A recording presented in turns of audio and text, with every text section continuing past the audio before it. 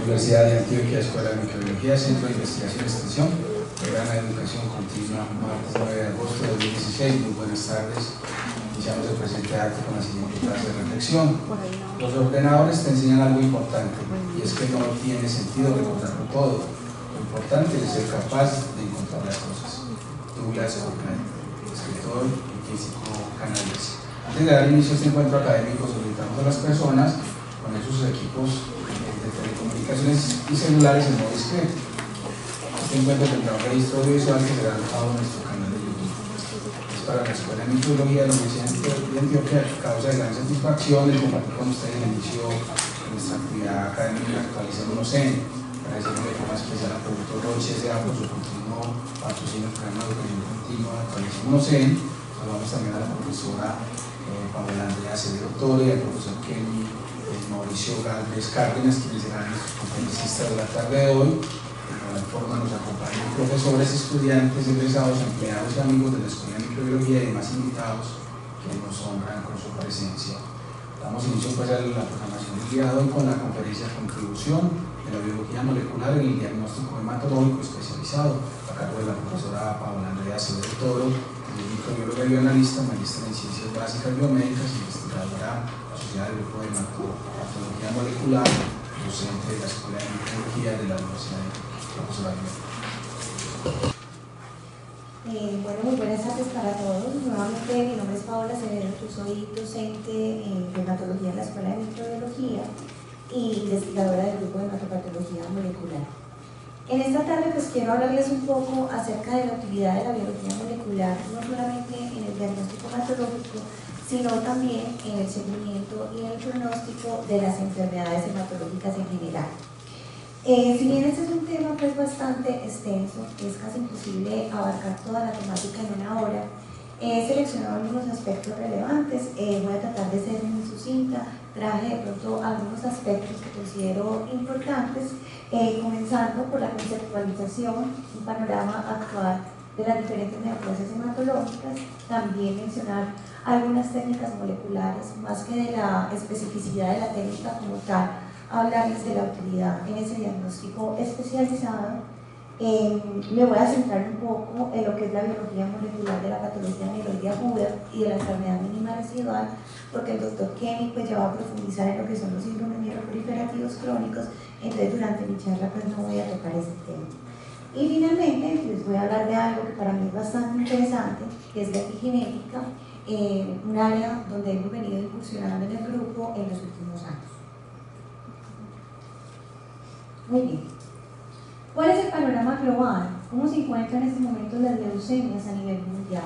Entonces, si nos vamos a los datos que nos proporciona el Instituto Nacional de Salud, los últimos datos que fueron publicados entre el 2009 y el 2013 nos dicen que hay alrededor de 13.5 casos por cada 100.000 habitantes, de los cuales el 50% fallecieron. Si estos datos se extrapolan al día de hoy, se espera que para el 2016 se presenten aproximadamente 60.140 casos nuevos de leucemias, lo que representa el 3,6% en relación con los demás tipos de cáncer.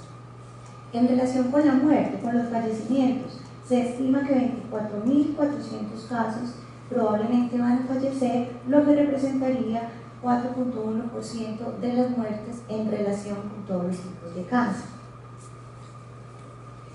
Colombia pues no está lejos de este panorama.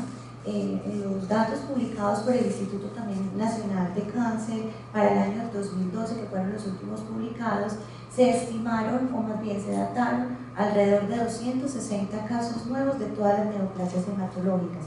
Pues solamente para resaltarles algunas, tenemos un 26,3% de leucemia linfoblástica de células precursoras,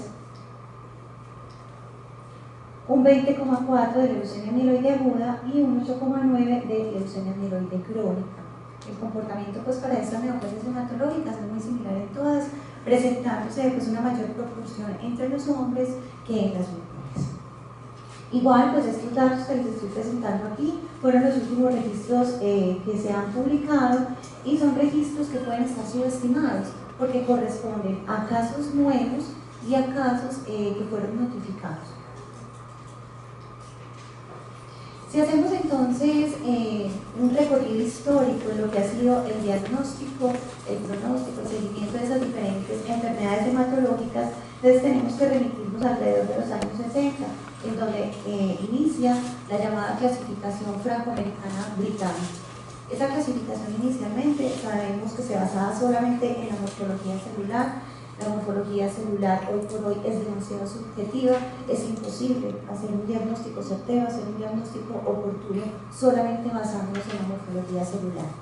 Alrededor entonces de los años 80 se introduce la citogenética, se introduce la citometría, ya no solamente hablamos de criterios diagnósticos, sino también de algunos criterios pronósticos, pero es solo alrededor de los 90, por el advenimiento de la biología molecular, con el boom de la PCR convencional, de la PCR en tiempo real, en donde se hace salto entre el diagnóstico y el seguimiento. Aparecen entonces algunos aspectos moleculares relevantes, hablamos de algunos genes de fusión. Y en el 2008 entonces aparece la clasificación actual, la clasificación de la Organización Mundial de la Salud, que todos conocemos, que es una clasificación que tiene aspectos interdisciplinarios que involucra lo que es la morfología, el inmunofenotipo, la citogenética, pues de un trabajo arduo para hacer unos criterios diagnósticos un poco pues, más específicos. Hoy por hoy, entonces ya hablamos de lo que son las ómicas, vienen las plataformas de secuenciamiento masivo, Next Generation Sequencing, por ejemplo, la genética, hablamos de medicina personalizada, y esto pues obviamente ha hecho revisar esa clasificación del 2008, y por esa razón entonces les traigo este paper.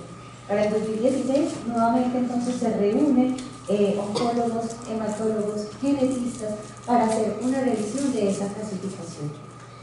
También entonces les resalto aquí que gracias a los resultados derivados de los análisis de expresión de genes del secuenciamiento masivo, se han dado pues, unos nuevos criterios diagnósticos e incluso la adición de nuevas neoplasias hematológicas a los diferentes grupos que ya conocemos. Más que una nueva clasificación, esto realmente es una revisión de la clasificación de 2008 con unos aspectos muy relevantes a mejorar. Pues solamente a manera de ejemplo, yo les traigo la clasificación que se da para los neoplasmas mieloides y para la leucemia aguda. Aquí pues quiero resaltarles este grupo que corresponde a los neoplasmas mieloides y linfoides con eosinotibia y que incluye rearreglos del receptor derivado de plaquetas alfa, beta, del receptor de crecimiento derivado de los fibroblastos y que incluye además las patologías asociadas con el gen de fusión PSM1-YAC, que es un gen de fusión que anteriormente pues, no encontrábamos en la clasificación de 2008. De hecho, pues si vamos acá, miremos que hay una entidad provisional que corresponde a los neoplasmas linfoides y mieloides que tienen este gen de fusión PSM1-YAC que corresponde a la clasificación 8-9. En relación con las leucemias mieloides agudas que tienen alteraciones citogenéticas recurrentes, también hay varios aspectos que tenemos que destacar. Importantes, ya no hablamos solamente de las translocaciones, se hablan de los diferentes genes de fusión. Aparecen nuevos genes de fusión que no estaban en la clasificación del 2008. De hecho, por ejemplo, en el caso de leucemia promielocítica aguda, ya no hablamos solo de LTA con translocación 15-17, se habla de una LTA con PNL rara. Aparece además como entidad provisional leucemia mieloide aguda, BCR-ABL1 positivo y leucemia mieloide aguda con RUNX1 mutado. Incluso pues acá también aparece solamente la eritroleucemia pura, ¿sí? La otra desaparece en esta clasificación. Pero ¿cuál es entonces la utilidad que tienen esas diferentes técnicas moleculares en todo esto que estamos hablando? En realidad, pues si nos vamos a la microscopía óptica, se requiere más de 10 a la 12 células tumorales, células leucémicas, para que puedan ser detectadas por microscopía. Luego de ahí, entonces tenemos citogenética con una sensibilidad que va más o menos de 10 a la 10, seguida de la molecular con 10 a la 8, y hablábamos anteriormente de un nivel indetectable, por debajo de 10 a la 6. Hoy por hoy, creo que esto ya está reevaluado, porque estas plataformas, sobre todo el secuenciamiento masivo y otras plataformas nuevas, están reevaluando esto y tienen una alta sensibilidad. Si nos vamos entonces a entrar un poco a la temática que hoy nos concierne, las alteraciones moleculares en las leucemias las podemos dividir en dos grandes grupos. Tenemos aquellas que son clase 1 que se asocian con un aumento en la proliferación o supervivencia celular. Es decir, le confieren a esa clona leucémica unas ventajas de proliferación clonal, que incluso puede estar asociada pues, con su poder metastásico. Aquí entonces vamos a tener, por ejemplo, estos son solo ejemplos, mutaciones en FLC3, tenemos ITD, tenemos TKD, tenemos mutaciones en KI, en RAS, en JAK y en gen de fusión de CRABL. Tenemos clase tipo 2, aquellas mutaciones o genes de fusión que están relacionadas con procesos de alteración en la diferenciación, generando un stand-by en la hematopoiesis, y también alteración en los eventos apoptóticos, es decir, que de todas maneras indirectamente pues estaría asociada con una proliferación y o supervivencia de esa clona leucémica. Aquí entonces, ¿a quién vamos a encontrar? A PML rara, a RUS X1T1, anteriormente conocido como AMLT1, tenemos el factor de unión central, glucomía H11, a ZEPA y a nucleofosmina. En las diferentes neoplasias hematológicas entonces vamos a encontrar distintos defectos moleculares que van a afectar toda esa maquinaria celular. ¿Qué es lo que estamos observando en esta diapositiva? Pues simplemente son unos ejemplos en donde encontramos cuál es ese defecto molecular que se está presentando y cuáles han sido las técnicas que convencionalmente se han utilizado. Tenemos por ejemplo el caso de las talasemias. Las talasemias pues cursan algunas de ellas, digamos que la mayoría, con delecciones. Los métodos de elección clásicos, aparte después de la electroforesis de hemoglobina, que todos sabemos que es una prueba confirmatoria, con métodos como Sauter blots y ensayos genómicos. Ahora bien, pues aquí no solamente incluimos talasemias, también podemos incluir las diferentes hemoglobinopatías, por ejemplo la persistencia de hemoglobina fetal, que cursa con grandes deleciones de los clústeres de los genes beta. En relación con las citopenias heredadas, tipo anemias aplásicas y leucemias secundarias a la terapia, lo que se ha descrito son repeticiones e inserciones, además de los dos anteriormente mencionados, tenemos todas las modalidades de PCR. En las leucemias agudas y crónicas, e incluso en los linfomas, pues vamos a encontrar mutaciones puntuales. Aquí no me voy a meter todavía con los genes de fusión, porque sabemos que también son bien importantes en la patogénesis de este tipo de neoplasias y pueden ser detectados por PCRs aleloespecíficas, por secuenciamiento y por técnicas de arraiz.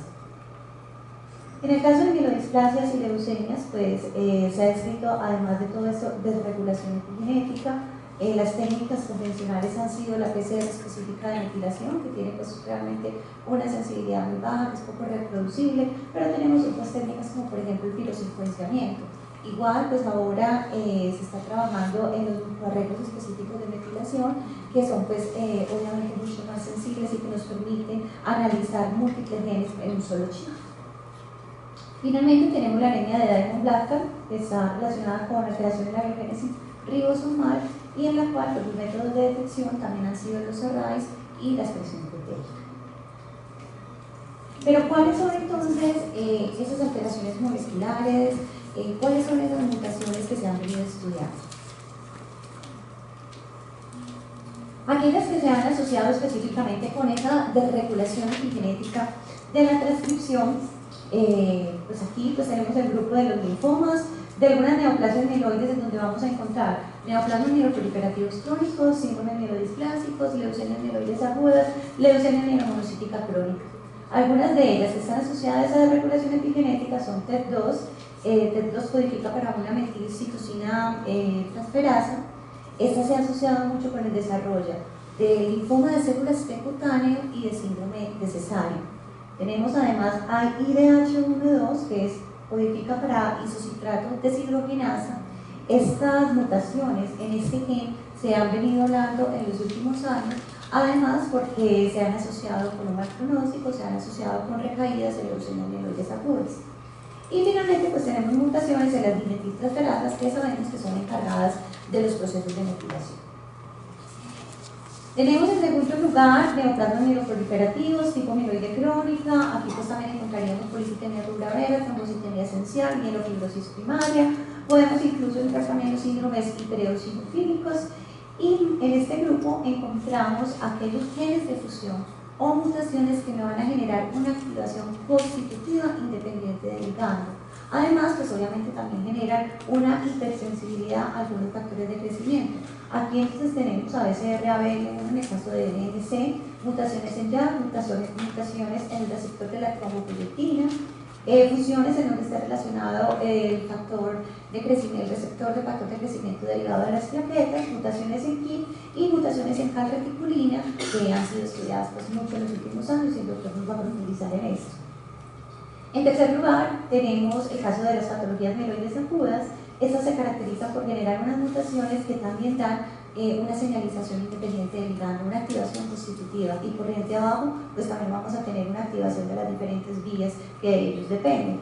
Aquí tenemos entonces mutaciones en KIT, mutaciones en FLT3, FLT3 y TD de explicación en tándem, en NPM1 y en CEPA.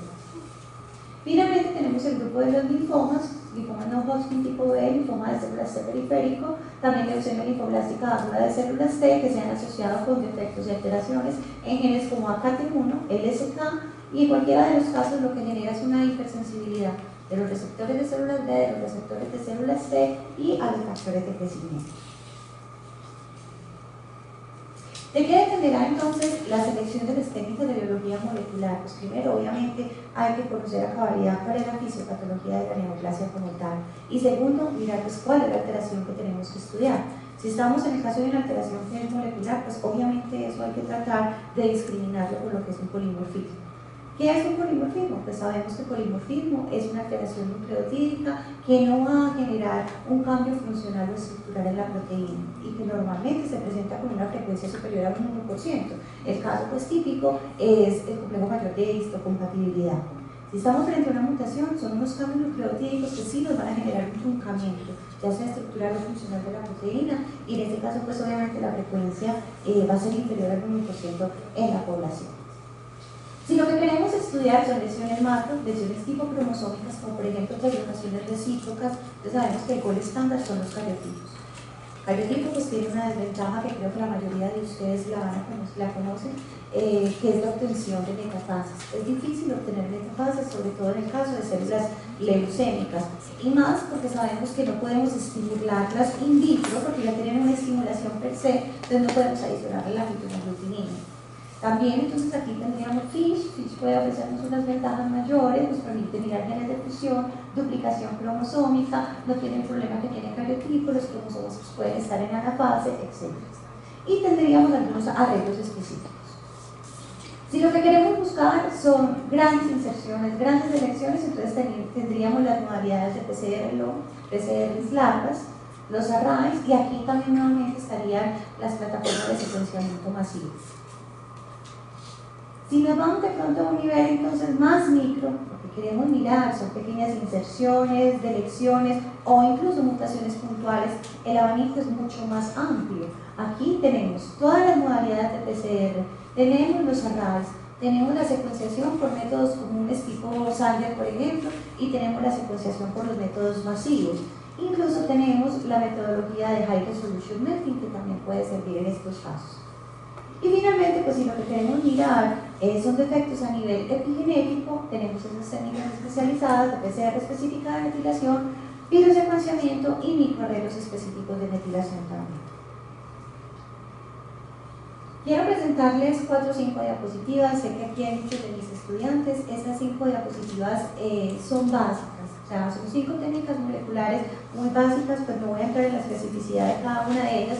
Se las traigo porque a pesar de que son muy básicas, creo que la mayoría de las otras técnicas moleculares han derivado de estas. Si bien tenemos alrededor de 30, más o menos, técnicas moleculares diferentes, todas con una sensibilidad, con una obtención de resultados diferencial, muchas de ellas han derivado de estas. En primer lugar, pues tenemos la PCR, la que yo he llamado la técnica molecular indispensable. A partir de esta PCR, entonces sabemos que se han derivado muchas modalidades, ASO-PCR, tenemos PCR sanidades, tenemos la PCR en tiempo real, tenemos RFLP, bueno, tenemos muchas otras.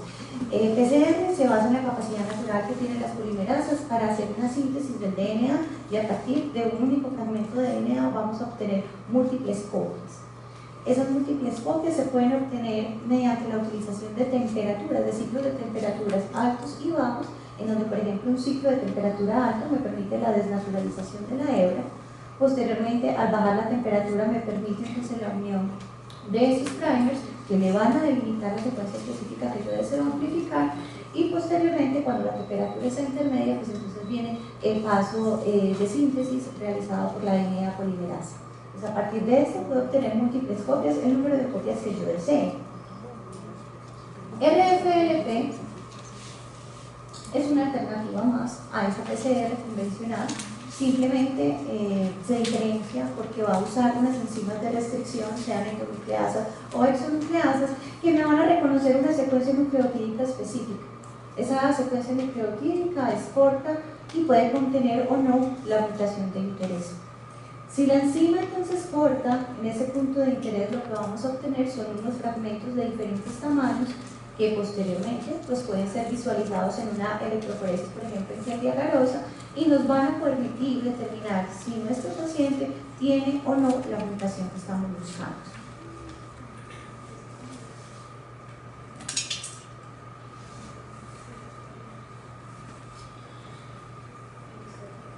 PCR Real Time me parece que es muy importante porque nos ha dado ese salto entre lo que es el diagnóstico y el seguimiento. PCR Real Time nos permite hacer una cuantificación, por ejemplo, de los transcriptos de fusión, hacer un seguimiento a los pacientes, mirar las estrategias terapéuticas más adecuadas de acuerdo a su evolución. En PCR en tiempo real pues tenemos que simultáneamente no solo se amplifica, sino que también se cuantifica y se cuantifica en ese tiempo real, mediante el uso ya sea de fluoroforos o dependiendo de la tecnología, pues también se pueden utilizar unas sondas que vienen con el quencher. Cuando DNA polimerasa no está haciendo la síntesis, el quencher evita que se dé la fluorescencia y una vez entonces se da la síntesis por la polimerasa me destruye el quencher y la fluorescencia se puede dar.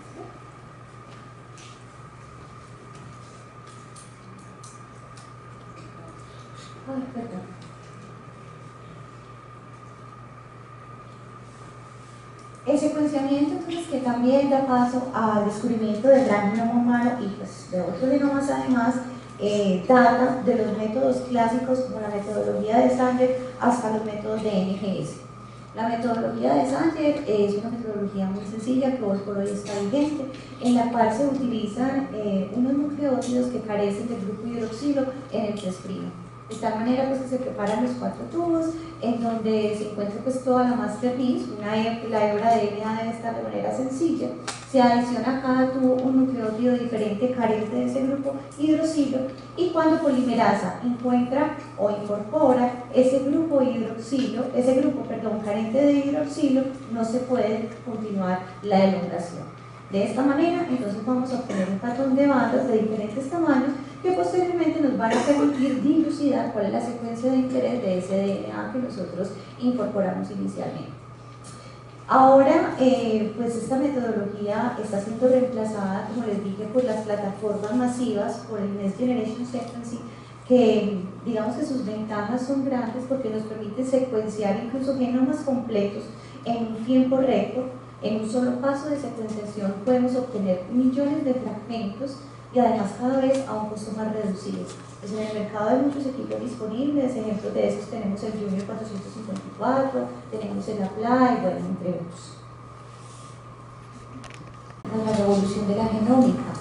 De todos los microarreglos, quizás el más utilizado pues, ha sido los microarreglos de expresión. Ya les he mencionado a lo largo de la charla que también se están utilizando los microarreglos específicos de metilación.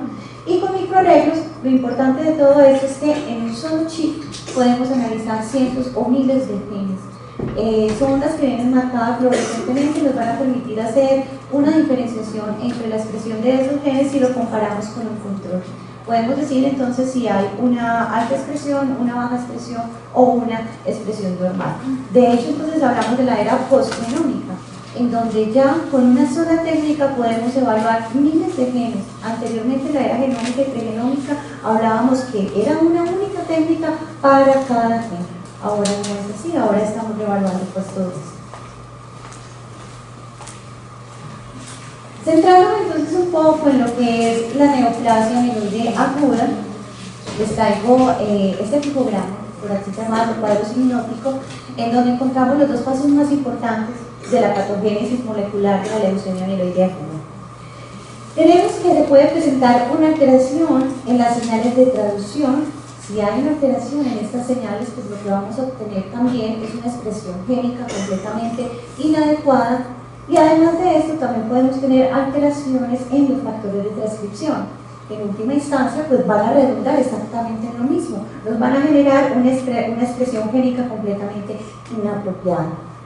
Cualquiera que sea el paso que se encuentre truncada en la leucemia mieloide aguda, pues lo que vamos a obtener al final es un aumento en la proliferación de esa clona leucémica, las ventajas competitivas, las ventajas de supervivencia que estábamos hablando ahora, va a haber una apoptosis reducida y vamos a tener en algunos casos un bloqueo de la diferenciación, generando pues ese stand-by en la mielopoyesis.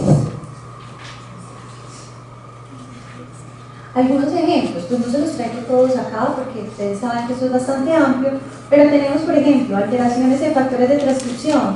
Tenemos el RAR, el ácido transretinoico, tenemos el core binding factor de unión central, ARNX1, APU1, este realmente se encuentra solo en un 7% de las leucemias mieloides agudas. Tenemos alteraciones de las señales de transducción, aquí tenemos mutaciones en FLT3, en KIT, en RAS, en TTPN11, que es la proteína tirosina fosfatasa 11 y que también se ha asociado como el pronóstico en las leucemias mieloides agudas. Y finalmente tenemos mutaciones en ciclo celular y en la apoptosis, específicamente a nucleofosfina 1 y a nuestro guardián del genoma P53. Quiero hablarles, creo que de 4, máximo 5 de ellas, porque se han utilizado para estratificar el riesgo. Muchos de ustedes ya lo deben de conocer, se ha utilizado sobre todo en el caso de los pacientes que tienen cariotipo normal. Entonces tenemos a FLT3. FLT3 se encuentra localizada en el brazo largo del cromosoma 13, nos codifica para un receptor de membrana tirosinquinasa y dos mutaciones tienen importancia clínica. En primer lugar tenemos las llamadas mutaciones ITD o duplicaciones en tándem, de ahí pues el nombre de FLT3 ITD, que involucran el exón 14 y el exón 15 de los dominios justamembrana. Estas mutaciones en tándem generalmente corresponden a inserciones de 3, máximo 400 pares de bases. Siempre se me va a dar en tripletas. ¿Por qué se dan tripletas? Pues para evitar la degeneración del código. Aparte de las mutaciones ITD, tenemos también las TKD que se dan en el exón beta. Estas mutaciones entonces me generan una sustitución, es una mutación puntual en donde se da un cambio de un aspartato por una tirosina en la posición 835. Estas son menos frecuentes, se presentan alrededor de un 5 y 10% de las mieloides agudas, mientras ITD se presenta entre el 25 y el 35% de adultos y aproximadamente el 12% en niños. Mutaciones ITD tienen mal pronóstico. Ellas se asocian pues, con unos recuentos leucocitarios mucho más altos, recuentos de blastos también más altos, incremento de recaída y también una disminución de la sobrevida libre de enfermedad. NPM1 o nucleofosmina se encuentra localizada en el brazo largo del cromosoma 5. La mutación más frecuente es aquella que está involucrando el exón 12, aunque también se han descrito mutaciones en el exón 11 y en el exón 9, pero en realidad hay más de 50 variantes genéticas. De esas 50 variantes, 4 tienen importancia clínica por su alta prevalencia y en la mayoría de los casos constituye a la inserción de 4 nucleótidos. Este pues me va a generar un truncamiento del C-terminal y además me va a generar una alteración en el dominio de exportación nuclear, generándome entonces que la proteína se acumule a nivel citoplasmático. Cualquiera entonces que sea la mutación también se va a asociar con un mal pronóstico. Tenemos que si NPM1 es positivo, el paciente va a tener un mayor recuento de blastos y un alto número de plaquetas, o sea, trombocitosis. No obstante, si NPM1 positivo se correlaciona con ITD negativo, vamos a tener que el pronóstico puede mejorar. El paciente va a tener una mejor respuesta al tratamiento y una mayor supervivencia a 5 años. Ahora, si mi paciente tiene positivo los dos, pues esto también va a ser de mal pronóstico. Aparte de las mutaciones que les mencioné anteriormente, también se han descrito otras que involucran sobre todo los residuos 288 y 290 y hacen exactamente lo mismo para generar una proteína defectuosa que se va a acumular a nivel citoplasmático. C-KIT se encuentra en el brazo largo del cromosoma 4. Codifica también para un receptor tirosina quinasa tipo 3, le genera una activación constitutiva de ese receptor y una hipersensibilidad a algunos factores estimulantes de colonias, incluso al factor DSM-C. Lo importante de las mutaciones que encontramos en c-KIT también es lo que les mencionaba ahora, que corriente abajo, todas las vías que de ella dependen, pues obviamente también van a verse alteradas. Entonces aquí tenemos vías como por ejemplo PI3K, STAT y JUN. Estas vías están normalmente relacionadas con proliferación y control de ciclo celular, entonces me le van a ofrecer a esa célula tumoral, a esa célula neoplásica, una ventaja proliferativa. La frecuencia de las mutaciones es entre un 6 y 12%, hay 3 mutaciones que tienen relevancia clínica, tenemos las mutaciones en el exono 8, generalmente estas mutaciones corresponden a un cambio en el de ácido ascárbico. Tenemos mutaciones también en el exón 11 que corresponden a duplicaciones en cambio, y tenemos mutaciones en el exón 17 que generalmente son mutaciones puntuales, y en este caso se genera un cambio de aspartato por una valina en la posición 816. Bueno, c-KIT ¿con qué se relaciona? Se relaciona también con un pronóstico desfavorable, recuentos de leucocitos altos, altas incidencias de recaída, tiempos cortos de remisión. CETPA, por su parte, se localiza en el brazo largo del cromosoma 19, me codifica para 2 proteínas potenciadoras que se unen a una secuencia específica del DNA, que es la región CCAAT. Estas proteínas pues tienen diferentes tamaños, tenemos una de 42 kilodalton y otra de 30 kilodalton. Ambas son muy importantes entre el balance de la proliferación y la diferenciación celular, y cuando hay mutaciones esto se ha asociado también con un stand-by de la anapopoiesis, específicamente de la mielopoiesis. No obstante, pues CETPA sí se ha asociado con un pronóstico favorable para los pacientes, sobre todo con larga sobrevida y remisiones completas. Además, porque los pacientes que tienen estas mutaciones suelen tener unos niveles de hemoglobina más altos, difícilmente hacen linfadenopatías y leucemias extramedulares. Esto si lo comparamos pues con aquellos pacientes que no tienen la mutación. El gen está mutado en aproximadamente el 6 al 15% de los casos de LMA de nuevo y de 15 al 18% de los pacientes que tienen un cariotipo normal. Todas estas mutaciones pues, que les quise mostrar, no se las traje todas, han servido para estratificar el riesgo de esos pacientes que tienen cariotipo normal. Hoy por hoy sabemos, por ejemplo, que pacientes que son positivos para FLT3 y TD son pacientes considerados de riesgo alto, pacientes que tienen FLT3 y TD negativo y positivo para NPM y para CETPA son pacientes considerados de riesgo estándar. No obstante, no es solamente estratificar el riesgo, esto tiene unas implicaciones terapéuticas donde los hematólogos ya tienen unos esquemas muy bien organizados dependiendo del tipo de riesgo en el cual se haya asociado el paciente. Si hemos hablado entonces de diagnóstico, si hemos hablado de pronóstico, creo que la charla no se puede cerrar sin hablar, aunque sea un poco, de lo que es enfermedad mínima residual, que corresponde a algo de seguimiento. Anteriormente entonces hablamos que una revisión completa es menos del 5% de células neoplásicas o tumorales detectables por microscopía óptica. Hoy por hoy sabemos que una enfermedad mínima residual es la persistencia de una clona maligna que es indetectable por esas técnicas citomorfológicas convencionales. Utilizar esas técnicas abre una brecha en donde la circulación del paciente aún puedan quedar células tumorales, y eso pues sabemos que tiene una implicación bastante negativa porque ese paciente va a entrar en una recaída rápidamente y posiblemente va a hacer fallas terapéuticas, posiblemente pues es un paciente que prontamente va a morir. Por eso entonces es necesario utilizar diferentes técnicas que sean lo suficientemente sensibles para que nos permitan 3 cosas. Primero, evaluar realmente cuál es la efectividad del tratamiento, de la quimioterapia. Segundo, evaluar de una manera más precisa esa masa tumoral. Y tercero, predecir las recaídas incluso antes de que las manifestaciones clínicas se presenten. ¿De qué depende entonces que seleccionemos una u otra técnica molecular para la enfermedad mínima residual? Hay 3 aspectos importantes a considerar. Tenemos la especificidad, que es esa capacidad para detectar la clona maligna sin obtener unos resultados falsamente positivos o falsamente negativos. Tenemos la sensibilidad, que es el límite de detección propio pues, de cada técnica molecular en este caso, y tenemos finalmente la reproducibilidad y aplicabilidad. Yo creo que esto debe ir muy de la mano con nuestro panorama real.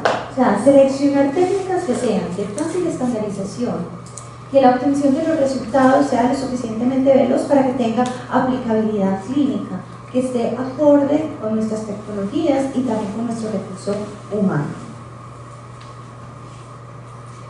Algunos ejemplos de sensibilidad para detectar enfermedad mínima residual. Morfología. Morfología realmente es muy subjetiva. ¿Sí? Yo soy defensora de la morfología, soy microbióloga y bioanalista, pero definitivamente sabemos que la morfología sola no nos va a permitir a nosotros hacer un diagnóstico, y mucho menos mirar una masa residual de células tumorales, cuando de por sí ya es un paciente que viene leucopénico por el evento de la quimioterapia y viene con unas pocas células. O sea, morfología ni pensarlo para enfermedad mínima residual. Citogenética tiene una sensibilidad de 10 a la 9 y 10 a la 11, pues eso también va a depender de cuál es la alteración recurrente que tiene mi paciente en este tipo de neoplasia. Si mi paciente lo que tiene es una translocación, entonces yo pensaré en citogenética, pues que si mi paciente lo que tiene es un gen de fusión, yo tengo que pensar en una técnica completamente distinta. FISH tiene una sensibilidad que va de 10 a la menos 2 y 10 a la menos 4, y citometría de flujo también se ha empleado con este fin. Además, porque me va a permitir detectar cuáles son esos fenotipos aberrantes para poder discriminar dentro de todas las células hematopoyéticas normales que pueden estar en circulación o que pueden estar en médula ósea. Hablamos entonces de una sensibilidad para citometría alta, 10 a la menos 3, 10 a la menos 5, y finalmente tenemos entonces las técnicas de biología molecular, las diferentes modalidades del PCR, con también una muy buena sensibilidad, 10 a la menos 5, 10 a la menos 6. Cerrando entonces un poco, les dije que les traía algo muy interesante, algo que a mí me apasiona mucho, que es la epigenética. Esta epigenética nace porque la genética clásica sola no es capaz de explicarnos a nosotros la diferencia en fenotipos. ¿Cuál es el caso, por ejemplo, de los gemelos monocigotos que a pesar de que comparten el mismo material genético pueden ser completamente distintos? Esto puede ser explicado desde la epigenética. Epigenética significa fuera de la genética convencional, y son aquellos cambios hereditarios que me afectan los patrones de expresión génica, pero que no me van a alterar la secuencia nucleotídica. Es más, lo más interesante de la epigenética es que los cambios pueden ser reversibles. Son muchos los mecanismos epigenéticos. Tenemos la hipermetilación, tenemos la isometilación, están los microRNAs, los RNAs de interferencia y todas las modificaciones de las historias. Uno de los mecanismos pues, más estudiados ha sido la hipermetilación de genes supresores de tumores. La metilación es un evento que normalmente se debe de presentar. Esa metilación es llevada a cabo por las enzimas dimetiltransferases, que son encargadas de adicionar un grupo metilo en el carbono 5 de las citocinas, quedándome entonces 5-metilcitosina. Hay un tropismo por las llamadas islas CPG, que son unas pequeñas regiones del ADN que van desde pocas hasta más o menos unas 200 o más kilobases en ese ADN. Existen entonces en el genoma unas áreas que son protegidas de la metilación, más o menos representan el 50 al 60% de las regiones promotoras de todos los genes que poseemos, y esa ausencia de metilación es un requisito básico para que se pueda dar la transcripción y para que se pueda dar pues, el funcionamiento de ese gen. Cuando se da una hipermetilación en la región promotora, lo que vamos a obtener es una hipercondensación cromatínica. ¿Qué va a pasar, por ejemplo, con los factores de transcripción? No van a tener un fácil acceso. Les vamos a decir incluso que hay una relación inversamente proporcional entre lo que es la metilación y la transcripción. ¿Qué pasa a nivel hepatológico? Se ha podido observar que existen unos perfiles de metilación que son específicos de cada tipo de neoplasia. Perfiles para mieloides, perfiles para linfoides, perfiles para aguda, perfiles para crónica. Es más, no solamente se habla de perfiles para las determinadas neoplasias hematológicas, sino de perfiles también propios para cada paciente. La detección entonces de esos perfiles que son específicos de neoplasia y de paciente pueden ser usados como marcadores biológicos, los marcadores como los conocemos, para mejorar el diagnóstico y determinar el pronóstico. Los cambios epigenéticos puede que no sean únicos, generalmente son múltiples cambios epigenéticos los que se pueden generar en una diferente neoplasia hematológica. En el caso de leucemia mieloide crónica, que es donde nosotros hemos venido incursionando en el grupo, se ha visto que los cambios epigenéticos, específicamente la hipermetilación, puede asociarse con un paso de fase, con una progresión de la enfermedad, paso de fase crónica, fase acelerada y finalmente a crisis blástica. Además, pues estos cambios, como les digo, son simultáneos.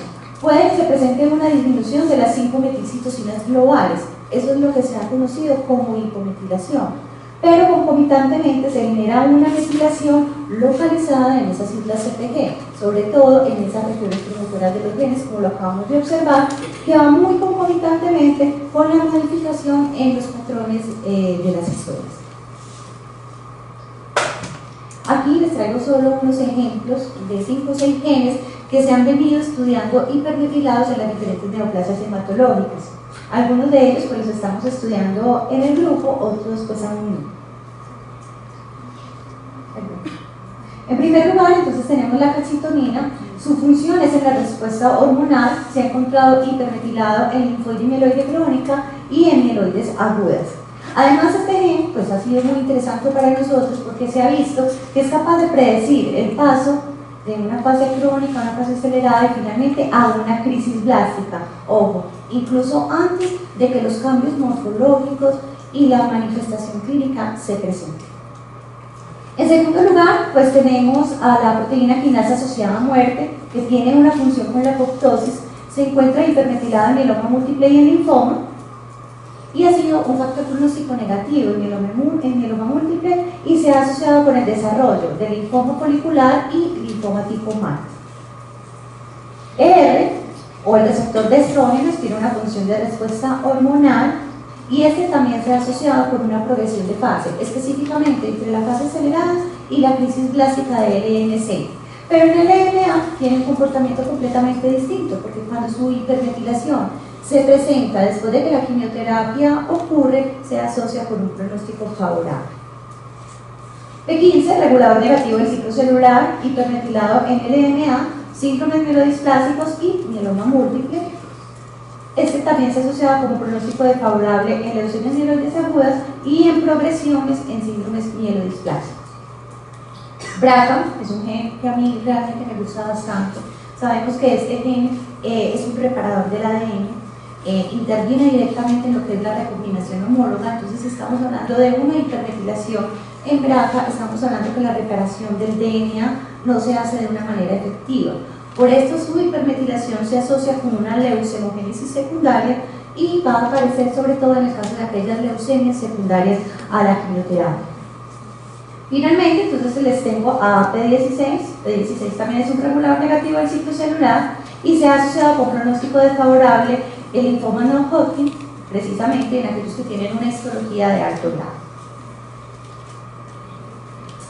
Además, entonces, de lo que acabamos de ver, también lo que se llama el fenotipo metilador tiene importancia, tiene una relevancia clínica.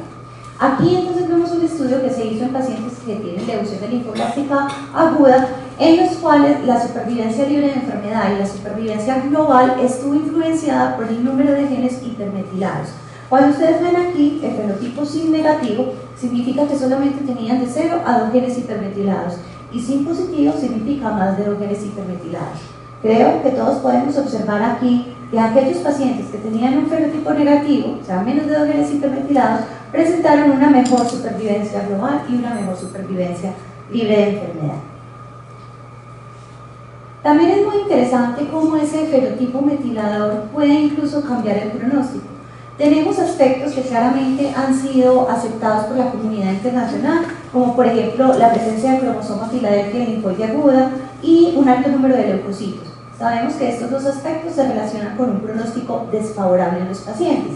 Sin embargo, cuando el paciente tenía un SID negativo, mejoró la supervivencia libre de enfermedad.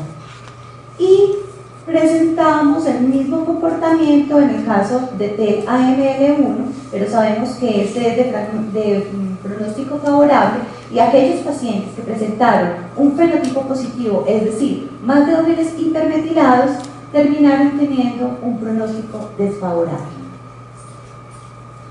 De esta manera, entonces, podemos concluir que el patrón de metilación tiene importantes implicaciones clínicas y que es un trabajo, pues, obviamente interdisciplinario. No estamos hablando de que la epigenética hace diagnóstico, no. Estamos hablando de que la epigenética en este momento es una ayuda diagnóstica que sí nos puede hablar de pronóstico y que puede incluso mejorar el seguimiento, pero que junto con los estudios, inmunológicos, citogenéticos y moleculares se puede emplear para elaborar una estrategia terapéutica adaptada al riesgo. Les mencioné también un poco de la hipometilación. ¿Qué pasa con hipometilación? Partamos de una célula normal. En la célula normal, aproximadamente el 70% de las células CPG se encuentran metiladas. Y cuando hablamos de la metilación global, esa metilación se da en unos patrones localizados, en unos patrones ordenados que corresponden a las 5 metilcitocinas que se encuentran en el resto del genoma. Cuando tenemos una célula tumoral, una célula neoplásica, vamos a tener dos eventos. Primero, las dimetilferases pues van a aumentar y esto se va a asociar con la hipermetilación de las células CPG en las regiones promotoras, sobre todo esos genes supresores de tumores, que es lo que hemos venido mencionando, pero además también se va a perder ese patrón localizado y va a disminuir la metilación global de esas 5 metilcitocinas. Esa hipometilación también es bien importante porque se asocia con inestabilidad genómica y además puede generar una activación potencial de algunos oncogenes. Hoy, todos los que nos acompañan, el proyecto del epigenoma humano es una realidad. Tenemos entonces que hace algunos años, más o menos 2 o 3, ya se encontraba el proyecto del epigenoma para el cromosoma 6, para el cromosoma 20, para el cromosoma 22. Esta mañana estuve revisando la página, estaba caída, pero alcancé a mirar por otro lado que el cromosoma 1, el cromosoma 15, el cromosoma 18 también se encuentra el mapa, también se encuentra el epigenoma. De hecho, algunas empresas norteamericanas están utilizando el epigenoma. Esto puede ser pues algo adverso para la selección de sus trabajadores, sobre todo en aquellas empresas que se han asociado con exposición a algunos tóxicos, mutagénicos, empresas por ejemplo de pinturas, etc. Ya cerrando un poco, entonces tenemos que esos marcadores de hipermetilación son herramientas que mejoran el diagnóstico, que nos pueden hablar de pronóstico y de seguimiento, y que recuerden que en algunos casos ya se está comprobando que pueden predecir ese paso en la enfermedad antes de que las manifestaciones clínicas aparezcan. También permiten predecir evolución, permiten estratificar de acuerdo al riesgo, y en la práctica clínica es importante que seleccionemos los genes candidatos de acuerdo a la relevancia de la fisiopatología de cada neoplasia. Pero aquí también es muy importante que apliquemos técnicas que sean rápidas, que sean costo-efectivas, que estén acorde con nuestro sistema de salud, con nuestra tecnología y lo que les decía ahora, con nuestro recurso humano. En el tratamiento, pues también todo lo que la biología molecular ha permitido descubrir hasta el momento tiene gran importancia porque permite redefinir las estrategias terapéuticas más adecuadas. Hoy estamos hablando de medicina personalizada, estamos hablando de blancos terapéuticos, en epigenética hay mucha tela por cortar porque como los cambios son reversibles, pues las drogas que están asociadas con desmetilación, por ejemplo, son bastante relevantes. Quiero cerrar entonces con esta frase de Alan Kay. Alan Kay fue un informático que incluyó o comenzó con todo este concepto de los Dynabooks, lo que hoy conocemos como las tablets. Él en los años 50 dijo que las cosas simples deberían de ser simples y las cosas complejas posibles. Hace varias décadas hablábamos que la biología molecular era bastante compleja, que no estaba a nuestro alcance. Hoy sabemos que la biología molecular es una realidad, que es necesaria incluirla en el diagnóstico y el pronóstico de los pacientes hematológicos y obviamente pues en nuestros laboratorios. Muchísimas gracias. En microbiología prácticamente ya la biología molecular es una ayuda tan importante que prácticamente en algunos casos ya con la biología molecular tomamos la decisión o establecemos un diagnóstico o iniciamos una terapia. En este caso, ¿hasta dónde la biología molecular puede empezar a eliminar otras técnicas tradicionales? Y lo segundo es, ¿qué tan al alcance está esta biología molecular en hematología? ¿Qué tenemos en nuestro medio y que podamos utilizar? Claro, doctor. Realmente esto es un hecho ya. La biología molecular, hablar de diagnóstico en neoplasias hematológicas sin biología molecular no se puede. En nuestros laboratorios como por ejemplo Dinámica, otros laboratorios ya tienen estandarizadas esas técnicas de biología molecular. Si vamos por ejemplo a la leucemia mieloide crónica, es necesario para hacer el seguimiento del paciente, hacer una PCR en tiempo real y poder medir los transcriptos de fusión. Esto es necesario para poder hablar de respuestas óptimas, para poder hablar de revisiones en otras patologías. En el caso de las mieloides agudas, como la clasificación también ya viene con los diferentes genes de fusión, ya también es un hecho que eso se debe estar haciendo. En el caso, por ejemplo, vamos a ver con el doctor Kenny de los mieloproliferativos crónicos, también es necesario hacer la determinación de las mutaciones ya. O sea, no podemos hablar de un diagnóstico, por ejemplo, en una policitemia rura vera, en una trombocitemia esencial, si no hay mutaciones en el gen ya. Creo que es una realidad, doctor. Es una realidad y ahora pues realmente nuestros laboratorios, muchos de ellos ya están al alcance. Nos pasa, obviamente, ahora con esta revisión del 2016 se están incluyendo pues muchos genes nuevos y que no están estandarizados en nuestro medio, pero creo que es un paso para empezar a hacerlo. ¿Cómo? Yo creo que a través de los diferentes proyectos de investigación nos dan como el primer paso para poder comenzar esos procesos de estandarización. Igual cuando hablamos con las casas comerciales, ellos ya vienen con todas, le ofrecen a uno microarreglos, le ofrecen a uno técnicas especializadas, kits que ya vienen preparados para hacer la determinación de esas diversas mutaciones e incluso también de genes de fusión.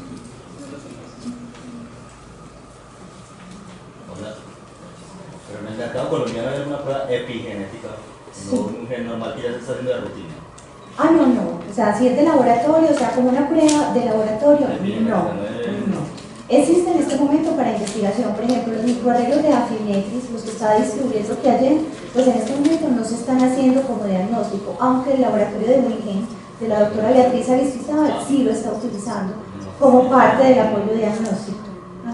Pero realmente pues en nuestros laboratorios. ¿Existe algún protocolo, algún estándar que diga, digamos, el algoritmo diagnóstico para ordenar estas pruebas o queda como a criterio médico? Pues, no, sí existen algunos algoritmos. En el caso de cada patología, yo creo que ahorita el doctor nos puede ampliar eso, de cada patología, cada neoplasia tiene un algoritmo diagnóstico, producto también del trabajo consensuado de los diferentes hematólogos. Si vamos y revisamos, por ejemplo, el consenso de mieloide crónica, nos dice exactamente qué se debe de hacer.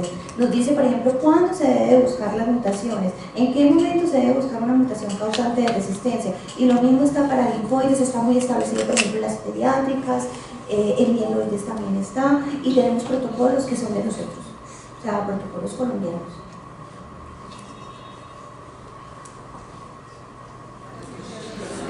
Buenas noches, continuamos con la presentación de la conferencia de neoplasias proliferativas crónicas y biología molecular a cargo del profesor Kenny Mauricio Ramírez Cárdenas, quien es médico internista dermatólogo hospital de Colombia, médico general, médico internista de la Universidad de Caldas, dermatólogo, hospital de San José de Bogotá, Fundación Universitaria de Ciencias de la Salud, trasplante de médula ósea, Hospital La Fe, Valencia, España.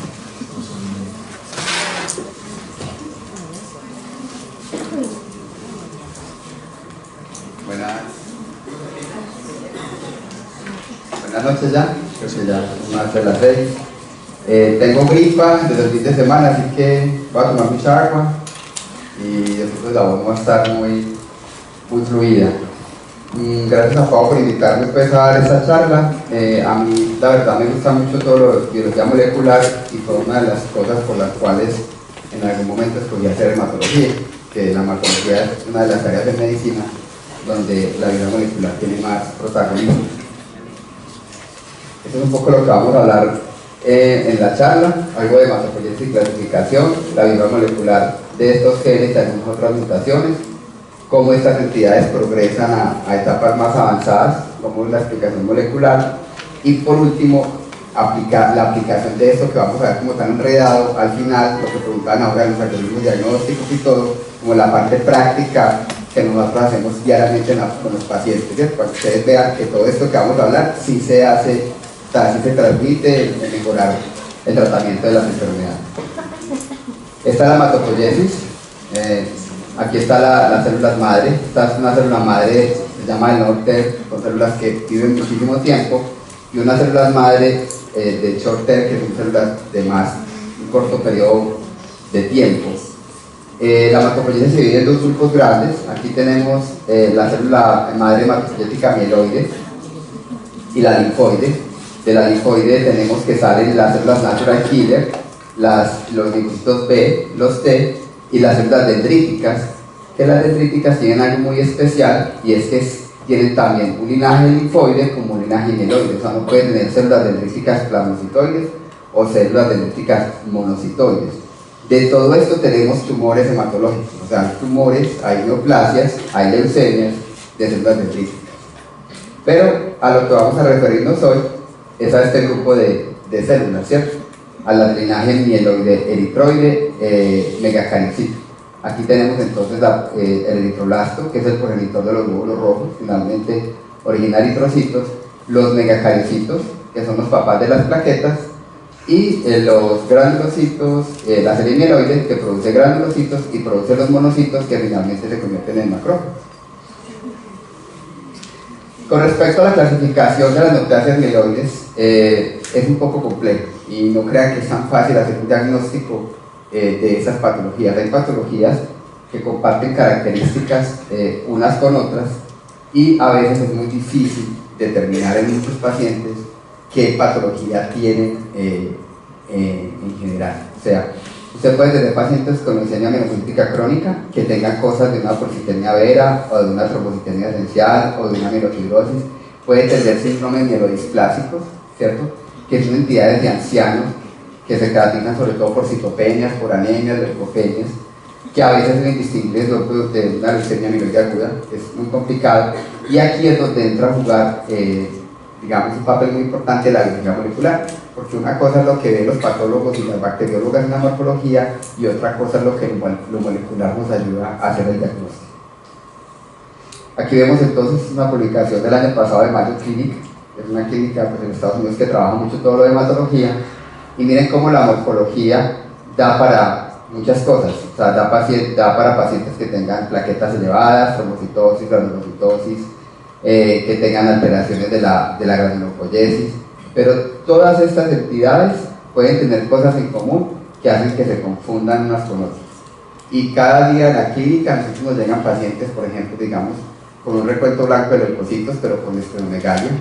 Nos llegan pacientes, por ejemplo, citopénicos sin esplenomegalia. Y a pesar de darle muchas vueltas al diagnóstico, no llegamos nunca a un diagnóstico.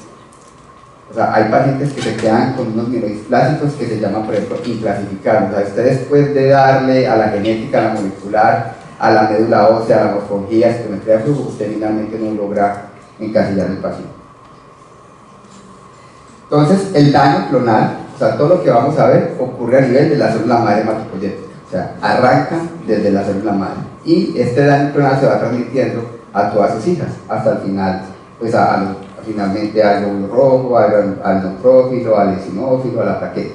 Entonces, si el daño es en un precursor granulocítico, generalmente tenemos la leucemia mieloide crónica. Si el daño es en un precursor eritroide, la patología que más frecuente vemos es la porcitemia vera.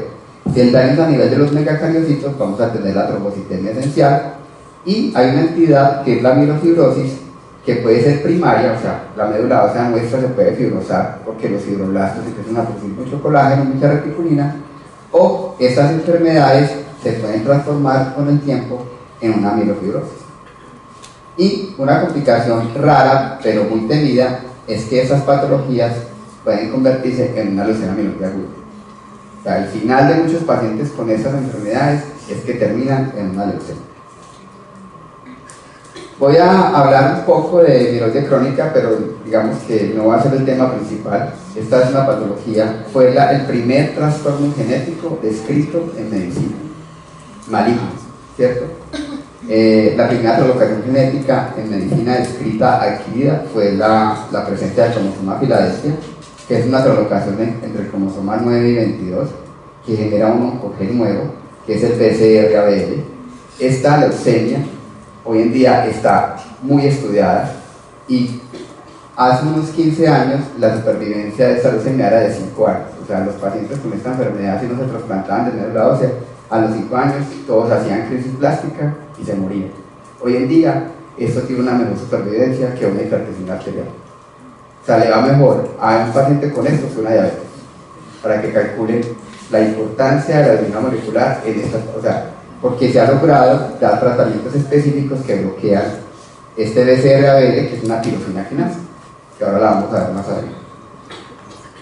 Aquí tenemos entonces, de acuerdo al tipo de célula, aquí tenemos los mastocitos, con su mastocitosis sistémica, con mutaciones propias de los mastocitos que ya Pau había mostrado ahora, la trombocitenia vera con la mutación JAK2, la trombocitenia esencial con la mutación también JAK2-MPL y calreticulina, que la vamos a ver también más adelante, lo que nosotros son los eosinofílicos con esas mutaciones del receptor de factor de crecimiento y de plaquetas, y la lesión crónica con BCR-ABL y otra serie de entidades que tienen mutaciones, no son específicas, pero ayudan a hacer un diagnóstico correcto.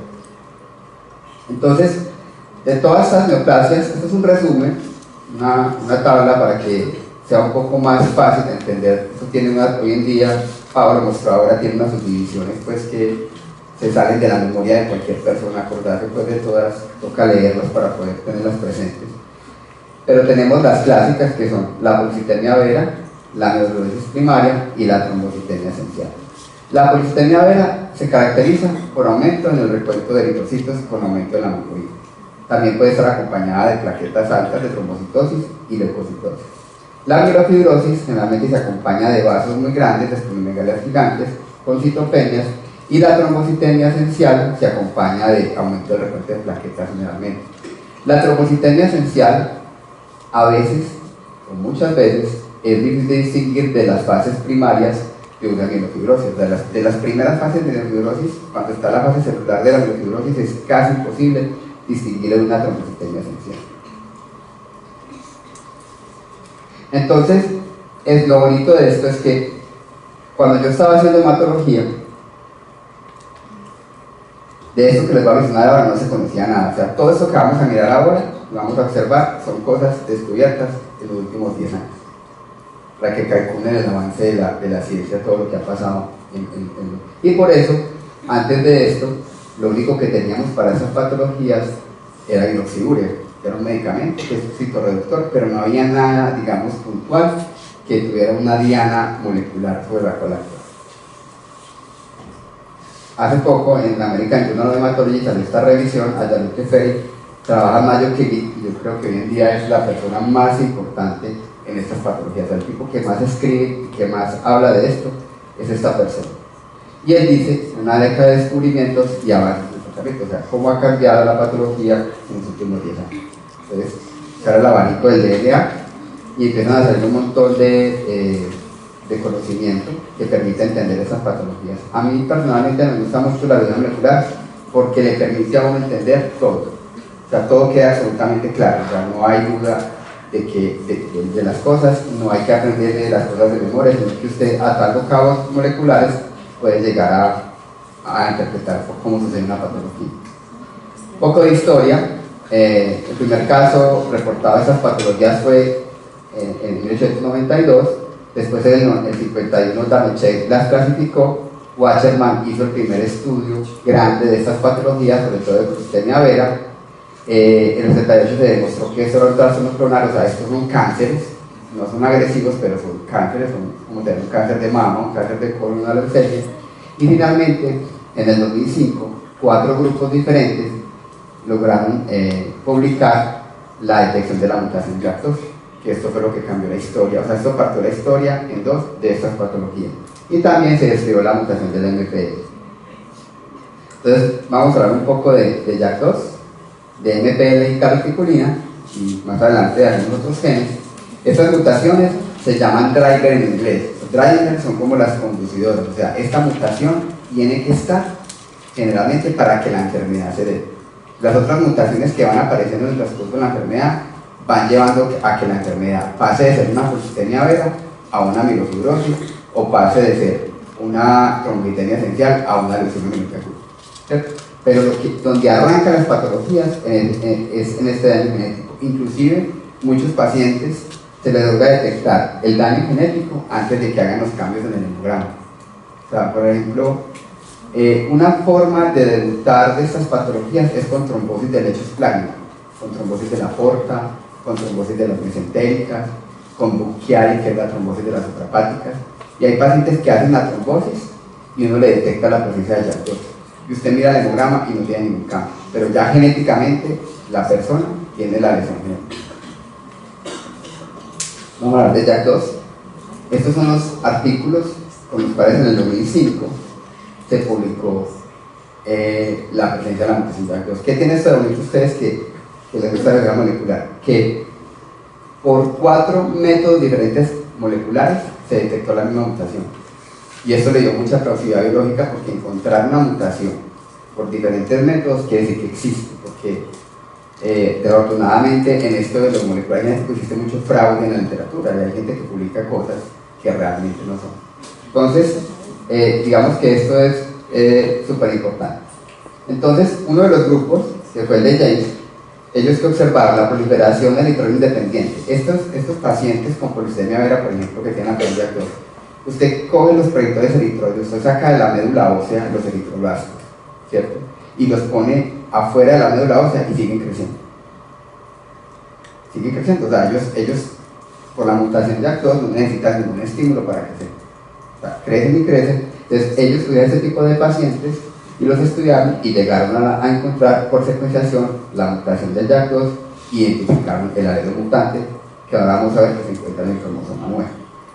Levy, otro investigador, usaron un supersecuenciador, que esto lo que hace es coger todo lo que hay de tirosina quinasa, porque se pensaba que era una tirosina quinasa, y cogieron esto de quinomo, que me tocó ir a leerlo, porque yo no sé si alguien sabía esto, pero me tocó ir a buscar que era quinomo.